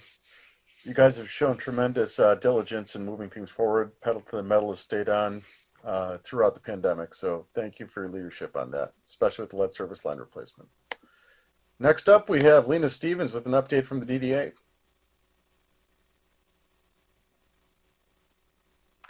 Good evening, Mayor and Council. This is Lena Stevens, Downtown Development Authority Director. The first thing I'd like to talk about tonight is just a quick update on the concerns related to trash and debris at Ferndale Foods. You should have received an update from me. If not, I can share that with you. But over the past month, we've seen a significant increase in concerns expressed by residents and local leaders. The DDA was asked to serve as a liaison for a conversation with the property owner. And we were able to actually have that meeting on site today. So CED staff were there. We presented very specific examples of the nature of the concerns and actually did start to discuss options. The option to completely remove the donation bins was discussed at length, and the owner was interested in that. And we will provide support for that initiative in whatever way we can. It is private property, and all private property owners are responsible for the uses of their property. So we cannot request that, but we can help them with that request. And we also talked about other specific issues related to trash and debris and how it flows through the parking lot and into adjacent properties. So the property owner was willing to work with us. It was a good meeting. They asked that I convey how happy they are to be in Ferndale and that they do want to be a good neighbor. We are going to continually monitor it. We have a great team with DPW and CED, and DDA just kind of, you know, in the middle of the mix there. And we'll keep you updated as it goes forward. So, you know, the CED policy is really compliance before punishment. Our goal is really never punishment. Our goal is code compliance. So we are going to, you know, give everybody an A to start with, and that's where we're going to start. And we'll go from there to keep the situation monitored. Second, as was mentioned earlier, construction on the bench near Affirmations did start this week. And I want to give my sincere thanks to the beautiful staff at the Department of Public Works and Giffords Webster for making this a reality. The design is going to mimic what you see in Schiffer Park. So hopefully we're going to start to see a design aesthetic start to take hold in downtown, and we can build from that. And if circumstances move in our favor, we can meet for a drink there by the end of next week. And that brings me to my final point, that Ferndale patio zones are looking good. We are looking to go live very soon, so stay tuned for an announcement. We have been working very diligently to make sure all the puzzle pieces fit together, that we have proper signage, we have maps that make sense. You know, we were kind of looking at those maps from around the state and thinking, which are the ones we like, which would make sense to us if we were out there having a drink, and trying to make sure we pull together good materials. So we're looking for a nice quiet start. We have 9 businesses, 3 on the east side and 6 on the west side, who've gotten their MLCC approval, and more, you know, in the pipeline who are in various stages of being interested. So thanks to Jim Schaefer for donating our first round of 30,000 cups that are sitting over at Public Works. And again, thank you to Public Works for storing those for me. And also Woodward Movement, who has jumped in to help with some of our logistics with future cup orders and stickers that have to go on there. I know this sounds like a silly thing to talk about stickers with the council, but it's actually a pretty important piece of the puzzle. So we're excited. I think it's going to help people be outdoors, you know, experience some social distancing while still being in downtown Ferndale and supporting our businesses. So that's all from me, and I'm here if you have any questions. Thank you, Lena. Thank you for bringing that patio zone initiative forward. Next is Fire Chief Teresa Robinson.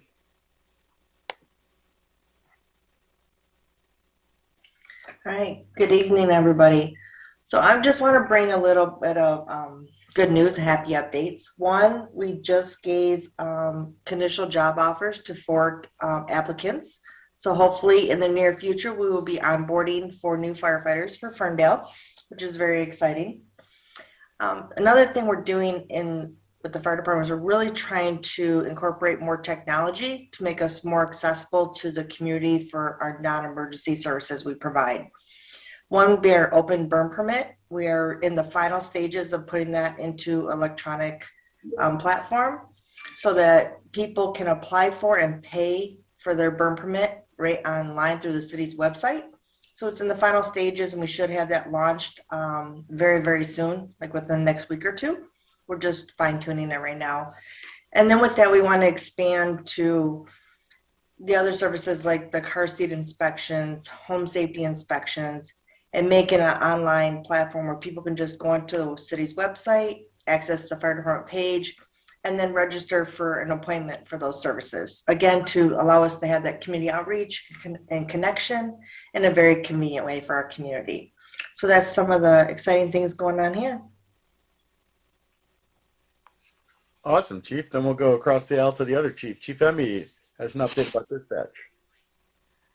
Thank you, and good evening, Mayor and Council. So about this time last year, this council approved our authorized staffing for our Psap to move from 6 dispatchers to 8 full-time dispatchers. It's taken us about a year, but we finally reached that number. We are at 8 full-time dispatchers. We just recently onboarded Jessica Worthen, Tara Gallagher, and Jeremy Shepard. So we are now at 100% strength in our Psap, and it's a proud moment for Human Resources and the Police Department. I need to thank Dan Jacey, Justin Girolando, the team on the inside of the Police Department, Lieutenant Shane Patak, Sergeant Janessa Danielson, and Dispatcher Rob McDonald. They spent countless hours sifting through applications and interviewing candidates to find the best people, and I think we did very well. So it's a huge shot in the arm for our Psap. We are now, with this redundancy and the depth we have in our dispatch center, we now can guarantee that we have an emergency medically dispatched trained dispatcher 24 hours a day, 365 days a year. So it's a feather in our cap at the Ferndale Police Department, and it services not only the police department, but the residents. It's the nerve center for our city as far as 24-hour call taking for the DPW, and having these properly trained dispatchers, it serves our internal customers, the fire department, much better than we had been able to do in the past. So we're excited about the future of our Psap. So thank you, Council, for your support, and that's all I have. Thank you, Chief. I look forward to welcoming them to the team. And Jordan Torty, there's been a significant public engagement tonight about the master land use plan. Can you remind us of the process, you or someone from your department? Absolutely. Thank you, Joe, Mayor, Council. And if it's okay, I'll tack on just a couple of quick updates on top of that. I want to let folks know that we actually are going to extend the deadline for accepting applications for those 4 citizen slots to May 3rd at 7 p.m. If you go to the city's website, ferndalemi.gov, and you click current projects, you'll see everything for the MLUP there. And all you have to do is click the link and use that to apply. Additionally, there are a couple events going on that we want to make sure folks are aware of. For Arbor Day, this Friday, April 30th, from 8:45 to noon, we'll be at Martin Road Park, rain or shine. And if you go to reliefmichigan.org/RSVP, you can sign up. And that's RE and then LEAF, LEAF, michigan.org/RSVP. And a quick thanks to DTE Foundation and Relief Michigan for helping put that on. Additionally, we're getting ready to kick off Bike Month in May. There's an active scavenger hunt, socially distanced, going on right now. Response is due by 4/29. If you get photos and you find things on the scavenger hunt, you can win some DDA Downtown Ferndale gift cards. Go to Ferndale Moves for more information on that, ferndalemoves.com that is. And then finally, the Open in Ferndale Business Promotion Pilot has launched. We're accepting business applications through May 1st at 7 p.m. If you go to ferndalemi.gov/open and click Business Resources for more information, you can apply. The application will take 5 minutes or less. But again, I'll do one more quick shout for that MLUP Steering Committee. May 3rd, 7 p.m. is the deadline. Go to the project page on the city's main webpage, those big green buttons at the home site. Just click those buttons and use the link to apply, and we'll accept those applications. Thank you, sir. And that concludes updates from staff, Mayor. Thank you, everyone. Those are great updates. And now we'll move on to call to council with council members. And tonight I am going to start with Mayor Pro Tem Leaks May. Thank you, Mayor. All right. Well, just really one update. I want to, just around the corner in June, we'll be celebrating the class of 2021 from Ferndale High School. And we'll be hearing more and more about these individuals and scholarships that are offered within the community. And I just wanted to congratulate a scholarship recipient that I heard of just recently from Dominic Scapatici, Ferndale Garden Club. The scholarship went to Jessica Decker, who's a family and has been really involved in the community in various capacities. So I'm really happy to see Jessica receive this award. And we can expect probably to see more awards in the community for other seniors coming up within the next couple months. I also have a senior, so that will be graduating. And I'm just excited to see that these young individuals are coping with the times and still earning their scholarships. The community is still being generous with their scholarship giving and moving forward. So I appreciate us. I appreciate just that we're trying to get back or trying to resume some sort of normalcy for these students and allowing them to continue their education even amongst the pandemic. So more to come, I'm sure. That's it for me tonight, Mayor. Thank you. Thank you, Mayor Pro Tem. Next, why don't we go over to Councilman Pollico. Thank you. I have nothing this evening, Mayor. Thank you, Councilman. And Councilman Mikulski. Just one thing this evening. I wanted to thank the Beautification Commission and in particular Suzanne Janik and Robin Yelverton for all of their work and putting up with late night messages from me asking about the Mayor's Monarch Pledge and some of the criteria. I also wanted to thank Becky Hammond. She has really spearheaded the movement within our region, and I've just seen it spiral out from Ferndale. Ferndale has seemed to be the epicenter of monarch restoration efforts. And she was one of the people that the Beautification Commission contacted to confirm that we are doing the right things so that we could, take this pledge and move forward with things. So thank you to all of them. And that's all that I have tonight. Thank you, Councilwoman. And Councilwoman Bruner James. Yeah, just really quickly, I just wanted to acknowledge both the complexity of one of the issues that that several people spoke to during the call to audience tonight, but also just sort of acknowledge that regardless of the outcome, I appreciate and respect the voices of advocates who came to our meeting tonight and made their voices known and their opinions known to highlight the issue of a resident who has autism, who has been accused of something fairly serious.